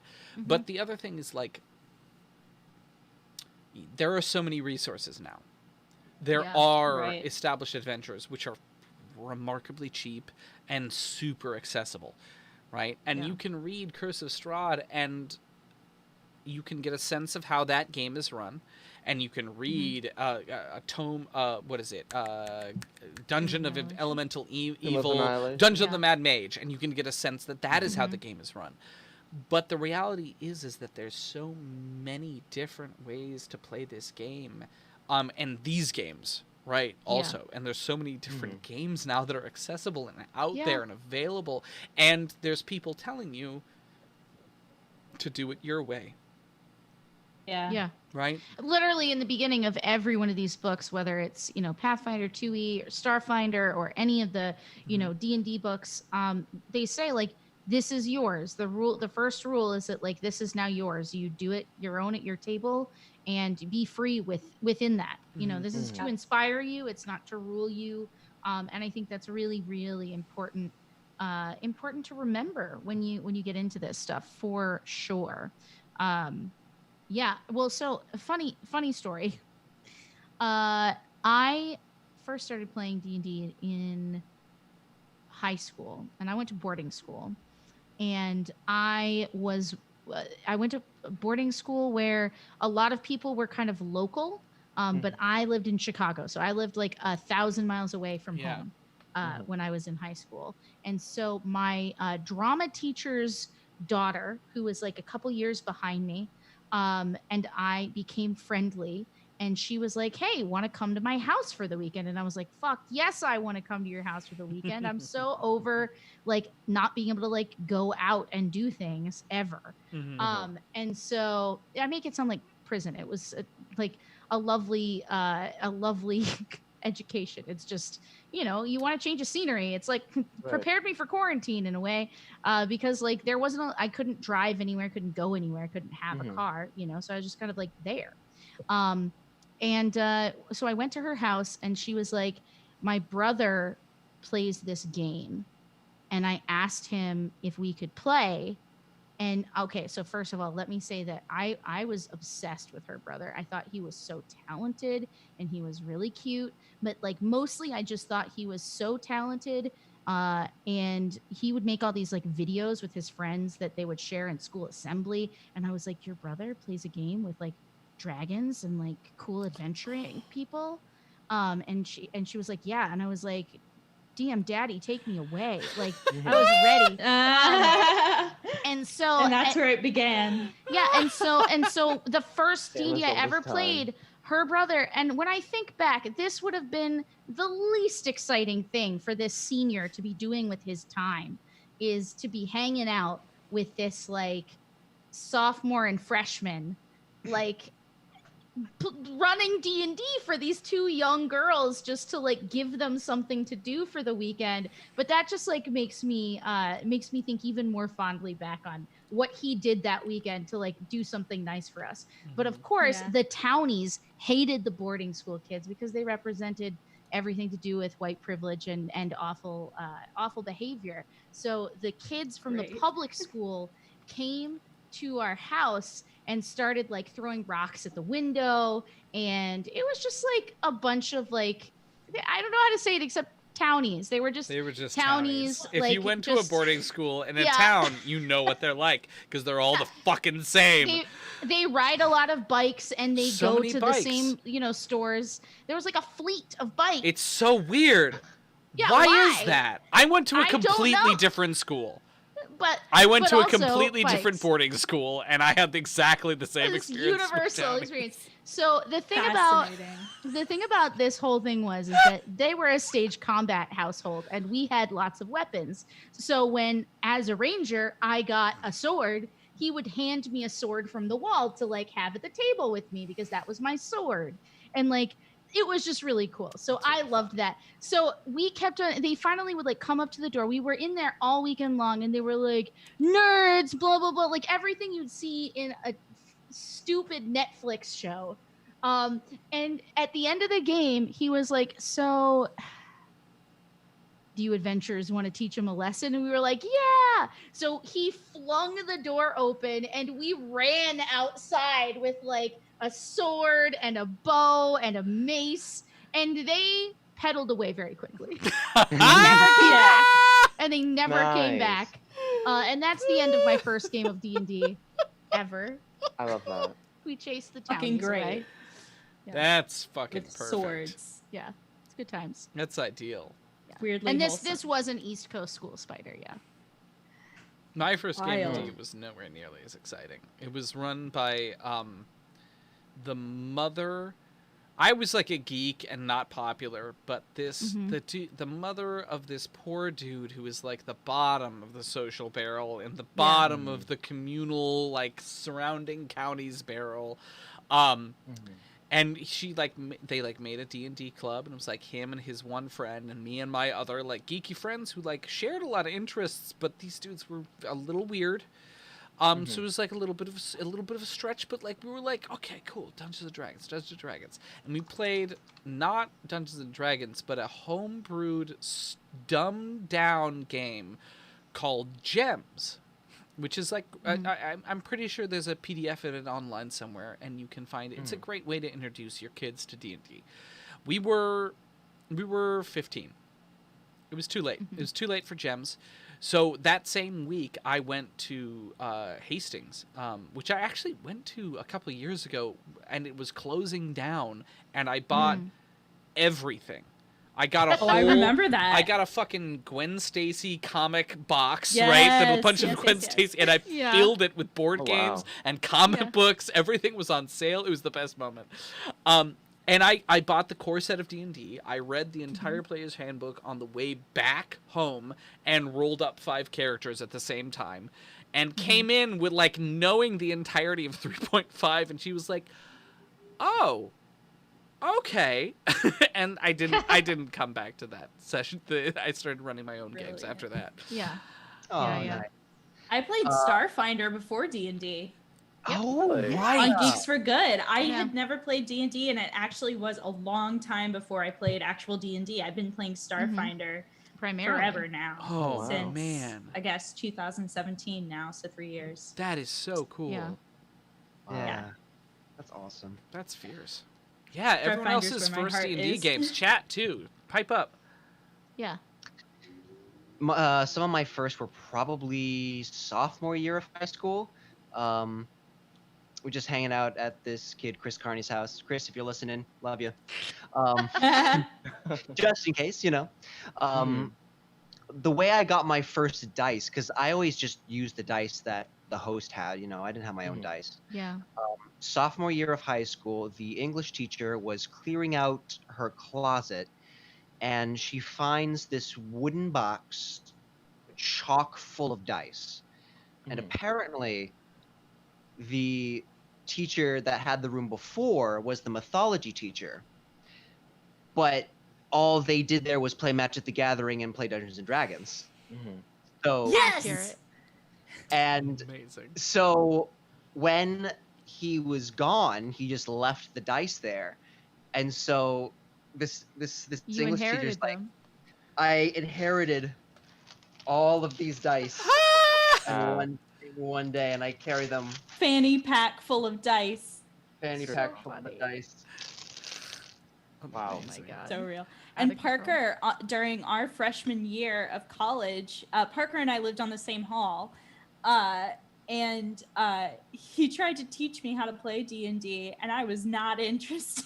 You were like, I was so yeah. zoned out, and I feel really bad to this day because now, of course, I freaking love it. But I Right. remember you tried to explain it to me, and I like rolled up a character and like did fan art of myself, and I was Yes, you so did. not into it. I think we were gonna do a campaign with like you, Sarah, and someone else on our hall. Maybe Brendan. I don't know. I don't Anyway, remember. you tried really hard to teach me D&D, and I was not listening, and I feel bad about it now. Well, the thing is that I still remember that fan art, and it's like I always love when players come and like give me backstory. If I'm DMing Right. something, like I'm like, give me your backstory. The more information you give Yeah. me, the more I'll include into the campaign. Yeah. Right. Yeah. That's always my go-to. It's Like- so rewarding, isn't it? And so Yeah. like Dex, what's your do you have a first time playing Yeah, D&D I do. story? I do. I think I actually came to D&D pretty late comparatively, but I think I've always kind of been circling around it. Yeah. I feel My that way, favorite yeah. book is called The Dragons from the Dragonland series, which, because of very small font, I actually never realized was part of the D&D experience. Yeah. So I found that book when I was 6 because just like how there are horse girls, there are dragon magical boys. Yeah. That's Just true. people. Oh, because baby. I want to run that a was me. Dragonlance campaign for you now. Yeah, I would love it. So like anytime I would write up a dragon, it would be like silver dragon based, like Darlington, that Yeah. main line, whole big old nerd. So then I found out about WoW, and I was like, oh yeah, I'll play that because it was close. And all these Yeah. different times I got closer and closer until freshman year of college when I met this Goober Parker who told me about Dungeons and Dragons, and I was like, so it's like World of Warcraft but And in me. person. Interesting. And then made up a character, didn't get a chance to play until junior year, where I played Yeah. as a gargoyle monk, and then I thought, wow, this is Amazing. Of course. amazing. Classic Three- Dexter. Right, you know, as soon Let me as I get a take two game, unlike things and just Right. shove them into a character. because I just want to break the game's make hello. them fit. Yeah, you know, so That's I what had you do. 3 sessions of that, and then it was a while until Casters and Cantrips. Yeah. And then it was a while. Well, Whoa. when I think back on my life and times, it actually my role playing game experience actually dates back to 7th grade because, and I didn't know this at the time, but my teacher, Dr. Schultz, if you're listening, hey, Dr. Scholes? Schultz. Dr. Scholes. You were taught by the great Dr. Scholes of footwear fame. No, Schultz. Oh, Makes my feet Schultz. feel good. Not Schultz. That's where I got my magic sword Schultz. So anyways, so he did this thing called Sim Islam, where everybody talked about how you went. Now I went to a very small middle school. It was just it was elementary. It was kindergarten, K through 8 was the whole school, and then after that, everybody went to a different school. It was a private school, and everybody always talked about like either people spoke with great reverence about the experience of 7th grade or just fucking hated it. And here's why. Dr. Schultz was the biggest nerd, and I did not know that until later, but I got there, and the very like he would every Friday he would read aloud from The Hobbit and do all of the incredible voices, and we would all lay on the floor and close our eyes and just go on a fucking fellowship ass adventure here. Yes. And it was so good. He would do the songs, he would do the voices, and it was something everyone talked about at that school, right? He also ran an after school club where you played it, where we would play the Middle Earth card game. Yeah, And Spider, so hold on, we need to know. Did he do the songs? Oh yeah, he did the songs. Oh, he did the songs. Cry. It was lit. He was so cool. I want this. So, and then we did after school, we did like this if you were in the club, we would play like it was called Middle Earth, but it basically functioned like Magic, you know, as a CCG would, right? And so he would go to the hobby store, and then he would bring us the packs of cards. So every, you know, after school on Wednesday, you would get to open up your new pack of cards and then rebuild out your fellowship. And like, he would tell you who the characters were if you didn't know. And a bunch of us all started reading Lord of the Rings. So it was like a whole thing. So the other thing that he did though, was something that all the parents wrote letters about, being like tearing the class apart, because we did Sim Islam, which was where he took Islam in the Middle Ages, right?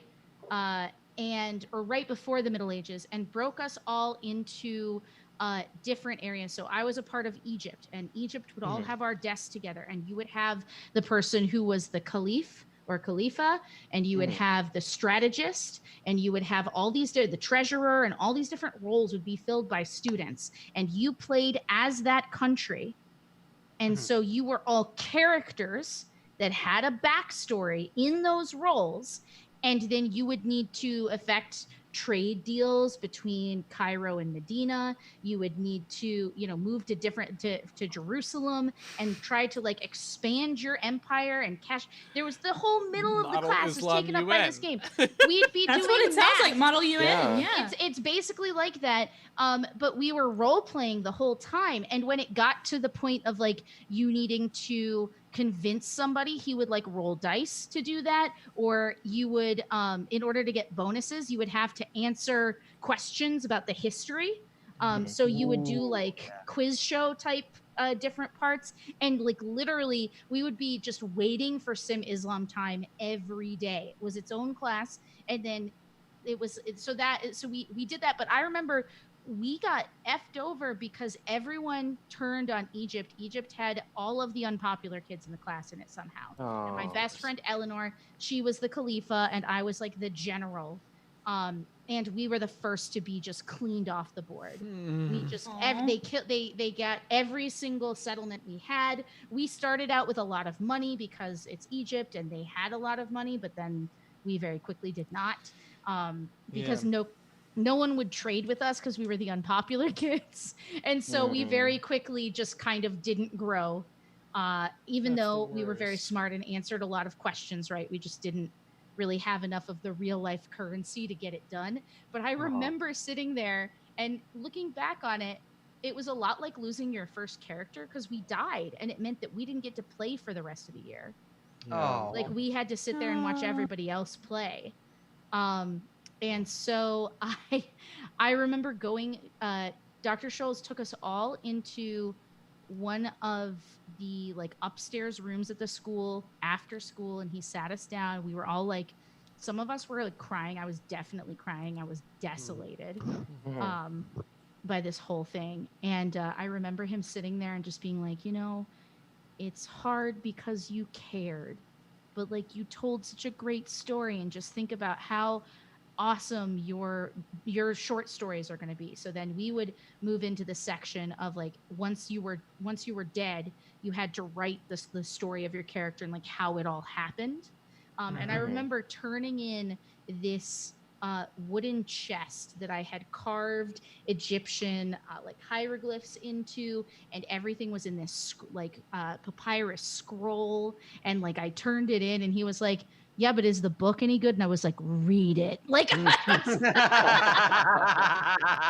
Damn. but that was like how I learned the backstory. Yeah, Oh, it was a whole thing, but amazing. it's so funny because that was so not D&D, but I'm realizing now as I tell the Yeah. story That that was really fucking the first D&D. role-playing game I ever played. Yeah. Yeah. I feel like we all secretly had that teacher, you know. Yeah. Like mine was It's Mr. mine. Nicholas, and you walk into his room, and it's just a TARDIS door, and you open it up, and he has all his Aw. action figures out, and we basically mapped Civil War battles with his action figures. That's so fun. Amazing. I had a great time. No one else did. I He's my think- favorite Most of my teacher, life. like to this day. Yeah. I think the closest I got to that was senior year. I wrote a soap opera for my English class to do because I was a messy hoe even back then. Yeah.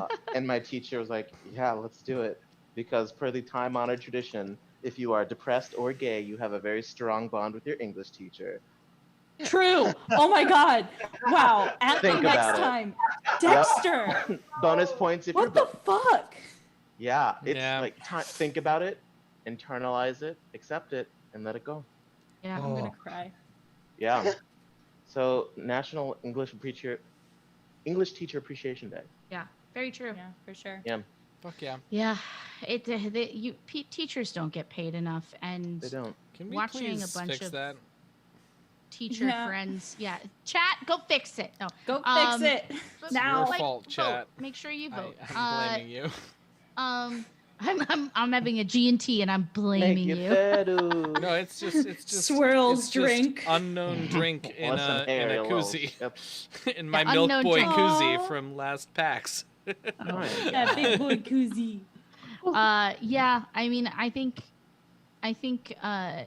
watching what teachers had to go through this, you know, we all went through have gone through trials, obviously, with the quarantine, but watching teachers try to teach while also being at home with students that then they also needed to teach because they're their students. Yeah, at least Yep. they To don't have to homeschool, buy like- fucking pencils for their kids anymore. Yeah.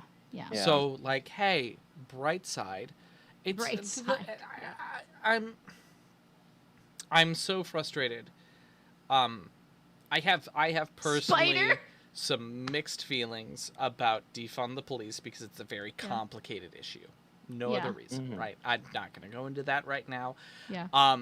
What pisses me off is that we were so willing to defund education. Yeah. We're just like the arts and education. Literally what Spider I don't said. It's give a fuck. fine. I ended up in the shower 2 nights ago, like screaming at myself about how important my arts education was and how I wouldn't be the person I had to be. And then I realized what I was doing. Was there anybody else in the shower? God, no. I get very excited. Oh my God. Blood boils. Yeah. Oh my goodness. I Gotta talked to take it my out We're cat. the somewhere, same, man. Miles. We are the same. I talk to my cat a lot about stuff like that when I'm just trying to like work through Yeah. frustrations. It's all I have here. Oh man, that's my next but- stream upgrade is a shower thoughts streaming microphone where I cat? can just Oh my press God. record Yeah. and just start Yeah. streaming my shower thoughts to the world. Yeah. Yes. It's just all you see is like the shadow of Miles behind a fogged up glass. Facing. Just like No, laying down like in the shower. Yeah. So I similarly I have mixed feelings about Dr. Disrespect, but Dr. Disrespect has these overlays where he'll go to the bathroom and his wireless mic will still pick up everything that he's saying. And What's up, Pop Rocks? Welcome. It's the funniest, most genius little thing as this a champion of the 80s gaming scene like yammers to himself about how terrible everyone is. It's so fucking Just like funny. toilet Yeah, shit man. talking. For a while, So- he hired a PR agent, so he would just scream at the corner of the room. Oh my goodness. so That's crazy. hilarious, though. Wait. I want to develop a stream persona, a stream sona, if you will, Yeah. and I want everyone's help with that. Yeah. What were you gonna say, I'm here Anne? Though for it. I didn't want to interrupt you. So no, it's fine. My friend, the game Lorian, he was in chat the other night. But he is developing his own channel where he's going to be playing games, but in his Mando kit. So What is this that? is so like he's in his Mandalorian Yeah. kit. So he's shit, like okay. he's gonna Mando. just wear a t-shirt and then have his Mando helmet on. But it was really funny because I was kind of helping him get answer a few questions that he had, and then I went and I watched some of his first stream where he was kind of testing stuff out, and he is just an excellent graphic designer. He edits commercials professionally and things like that, and so everything looked perfect, but it was at the same time my biggest note for him, I was like, you have to think of yourself like a puppet because no one can connect with anything. Your face is nowhere, it's totally gone. And he was like, I have to be honest, I didn't really think through the fact that I wouldn't be able to like see the game. No. I saw his post on he posted a comic about going to a con with your girlfriend in the Mando outfit, and she's like, "Oh, isn't this cool?" He's like, isn't this cool? Oh, isn't this beautiful?" And he and then you see this picture of like T, just a tiny T of vision. It's so true. And it's great. I think I've put on his bucket once, which is like gross. Yeah, careful with those just buckets. Wanted to see, it's a little sweaty in there. I just wanted to see like what it was like. What's it like? Yeah, what's it like on the other side? What's it like? And, show me. Yeah, it's super weird. I've been in that. I've been in one of the stormtrooper buckets from some of my friends in the 501st, which, by the way, the 501st. Let's not apart, bring y'all. that up. Let's not like talk about that right thing. now. That's a whole shit show. Don't donate to 501st charities right now. Yeah, don't do that. But the most important thing that I wanted to say about that stuff is like, this is why all of the stuff that goes on with when fandom becomes about competition, it just goes so very wrong. Which is why I really enjoy doing things like what we're going to be doing on next Thursday, where we come together, provide a link where all of you guys can donate directly to a charity, and we just do what we do to help. Mm-hmm. And it just makes me appreciate those things so much.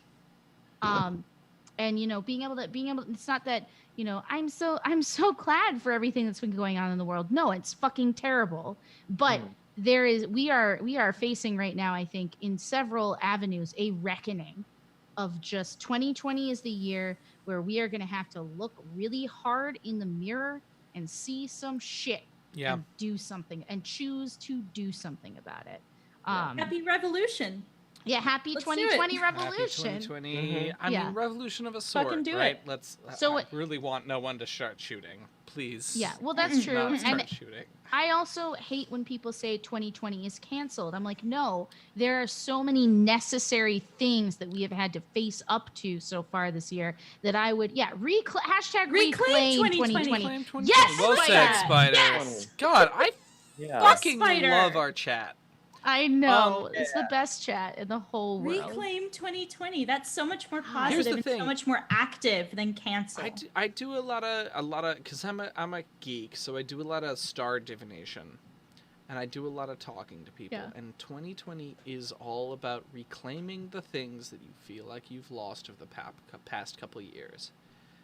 Since 2017, a lot of people who are my age, especially, I'm cresting 30, have been feeling the decay, right? This slow downward spiral of, well, I mean, it's hard to fucking turn 30, right? It's weird, it's scary. My body doesn't work the way it used to, right? Some of us are on the far side of that and have given me really, really helpful like advice as far as that goes. But as 2020 evolves, we all have the opportunity to let the chaos invigorate us.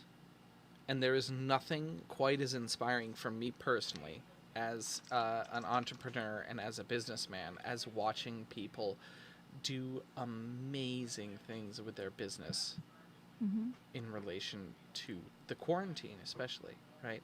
So Leah and I have a favorite restaurant nearby us, right? They haven't been able to function, right? We were really worried about them. We go by there a week ago. They have turned themselves into a Japanese grocery store. They're still doing their core menu, and they're doing that as takeout. But they also have started selling all their pickled stuff, selling all of their food prep, selling their like sushi kits, bento boxes. It's amazing. It's amazing. So cool. And it's so that jealous. Kind of, I know, right? I want to be there. It's so good, Helena. And so they've taken all the things that they have and they've just shifted. A gentle shift. And a lot of work, right? They probably had to do a bunch of work to learn how to be a grocery store, right? But now that's what they do for the time being. Brilliant. Yeah. It's so much innovation, and it's just determination, and it's persistence, and it's, figuring out what stopping the whole focus on I can't do X. We can't do X anymore, and thinking about what you can do. I mean, there's so many of these trade shows that are trying to figure out how to get online that, I don't think we're actually going to lose a lot of the focus that we get, that people are putting on, Gen Con online. I know, right? And things like that. Like it's really big. And you also have events like Star Wars Celebration that are just like, no, we're going to cancel. We're going to make space for everybody else. We're going to and I also think that that's valuable too. Totally. Being like, this event needs to be, there's a million ways to celebrate Star Wars online. We're going to leave that to the fans. Yes. But this one needs to be in person, and we're going to wait yeah, exactly. Yes. Tip your bartenders. Long. So Spider asks, how do we generationally do or don't identify? I identify as a millennial, but I'm like kind of top shelf of millennial. Right, as far as that goes, right? Like I'm not like I'm better than the rest of the millennials. I'm just I was like on the older side, right? The older side. Yeah. So the old side. Yeah. What I'm the extremely young side of millennial. Same. Yeah. Am I a millennial? Yeah. You are technically a millennial. Yeah. Just barely. You're like in that weird cusp. Yeah. Yeah. I'm like right at the cutoff of millennial. I was born in 1994, and I think it cuts off in 1995. It does. Yeah. Yeah. So you and I are both in the same boat. Yeah. I'm a 95. I'm 1 year behind. Me too. I'm 95. We are all technically millennials, right? And we all, I don't know, we all feel the millennial-ish pretty hard.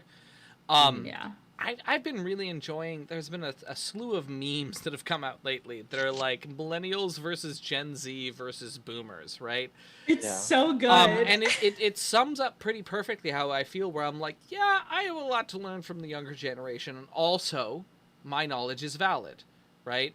And the problem with the less wise parts of the older generation, right? Because we have the tendency to boomer an entire generation. That's just wrong.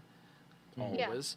The less wise parts of the older generations that they have the tendency to smear their experiences across everyone below them, because honestly it's what their parents did to them. Yeah. Right.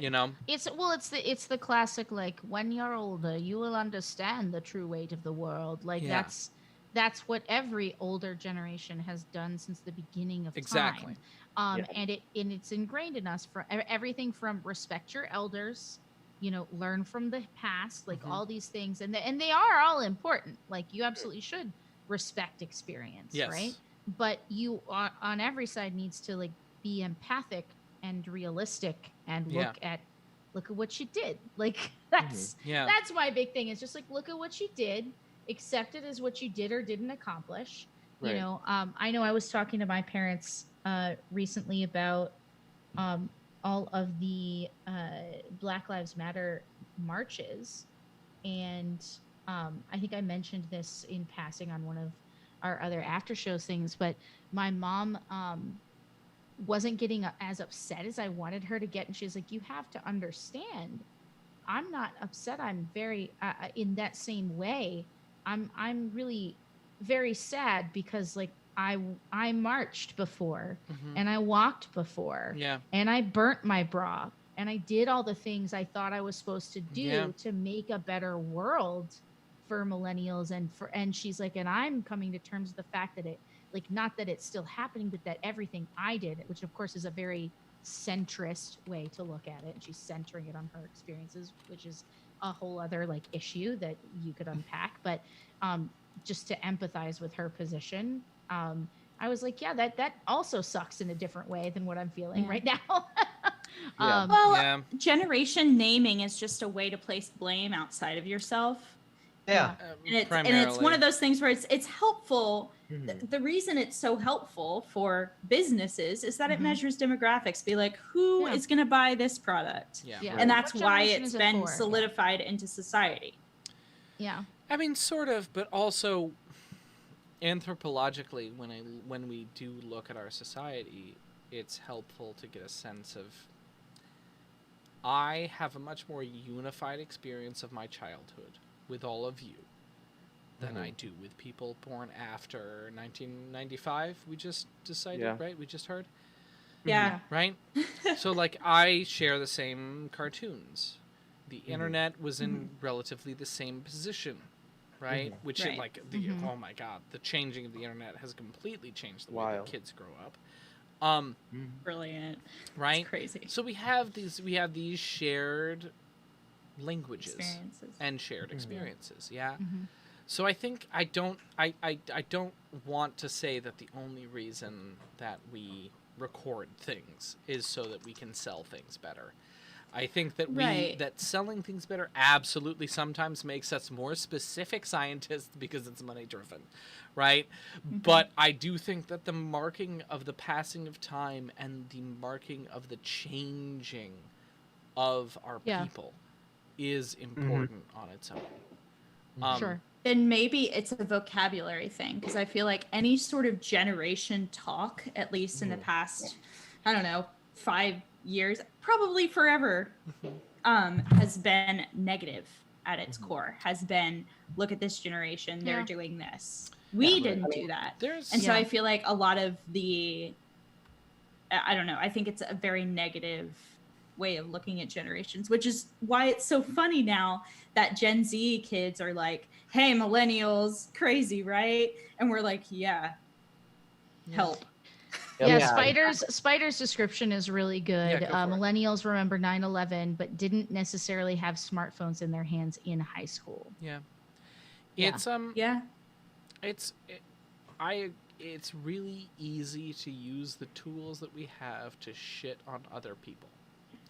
That's always going to be, I mean, this is a little bit not narcissistic. This is a little bit pessimistic. Nihilistic? That's always, nihilistic too. It's always going to be humanity's first response, right? Right.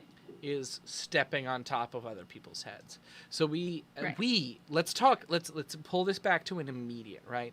We, as this community, this group of people, have to dedicate ourselves to complaining sometimes, sure, but when we speak, being careful and intentional about how we speak, and being careful and intentional to do good with the words that we say, because and also they do matter. Getting good information.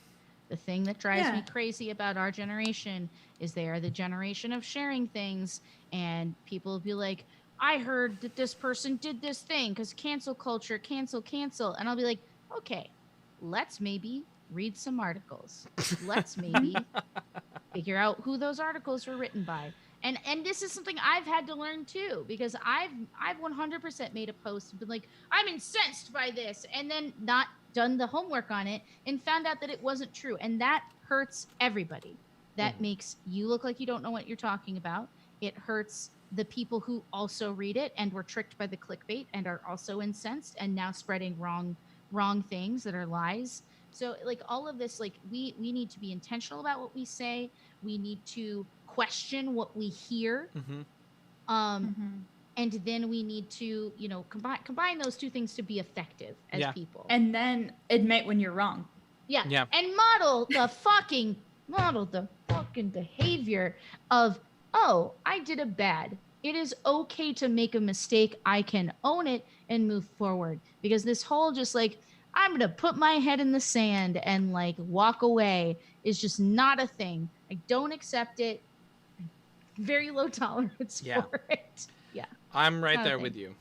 I'm right there with you about all of this. Guys, I'm so sorry. This really thanks for subscribing to our podcast.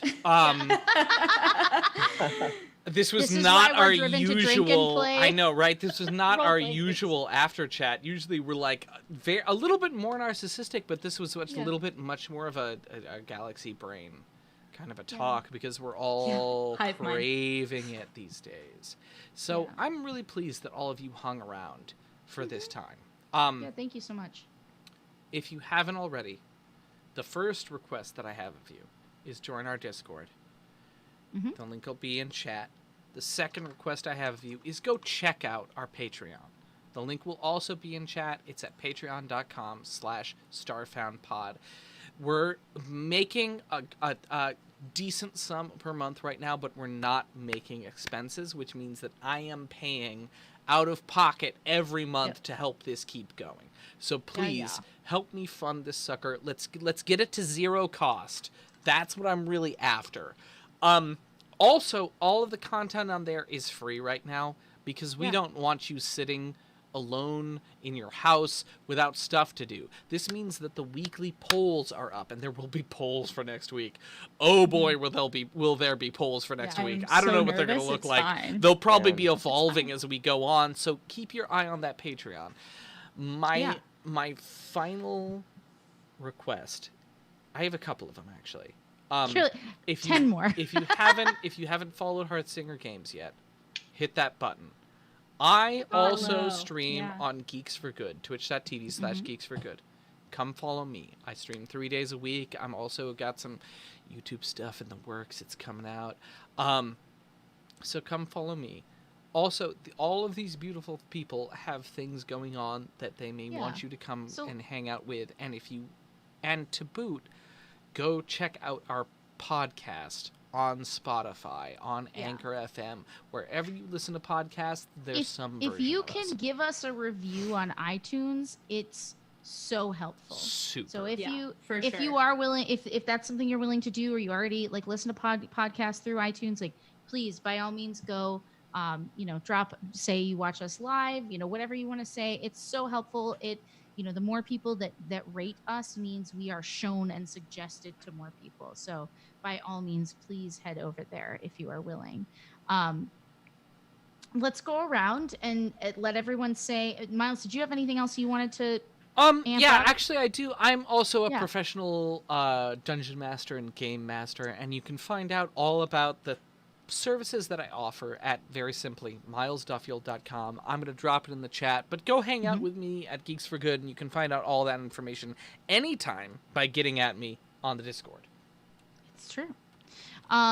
So Jabberwocky, aka Dex, anything you want to tell the people, places they should go? I do. Some actually exciting information, some news. I have a TikTok, Afro Tsundere. It's in the chat. Also, my videos get posted to Instagram as well. But we are currently sitting at 921 followers. Oh, shit! Yeah. So sorry, I got excited. Yeah. Oh my god, that was so fast, dude. You're killing it. So once I hit 1,000, I'll be going live, saying thank you, and doing FAQ. So yes, please. We've got I have some FAQ anime. for We've you. got some D&D in there.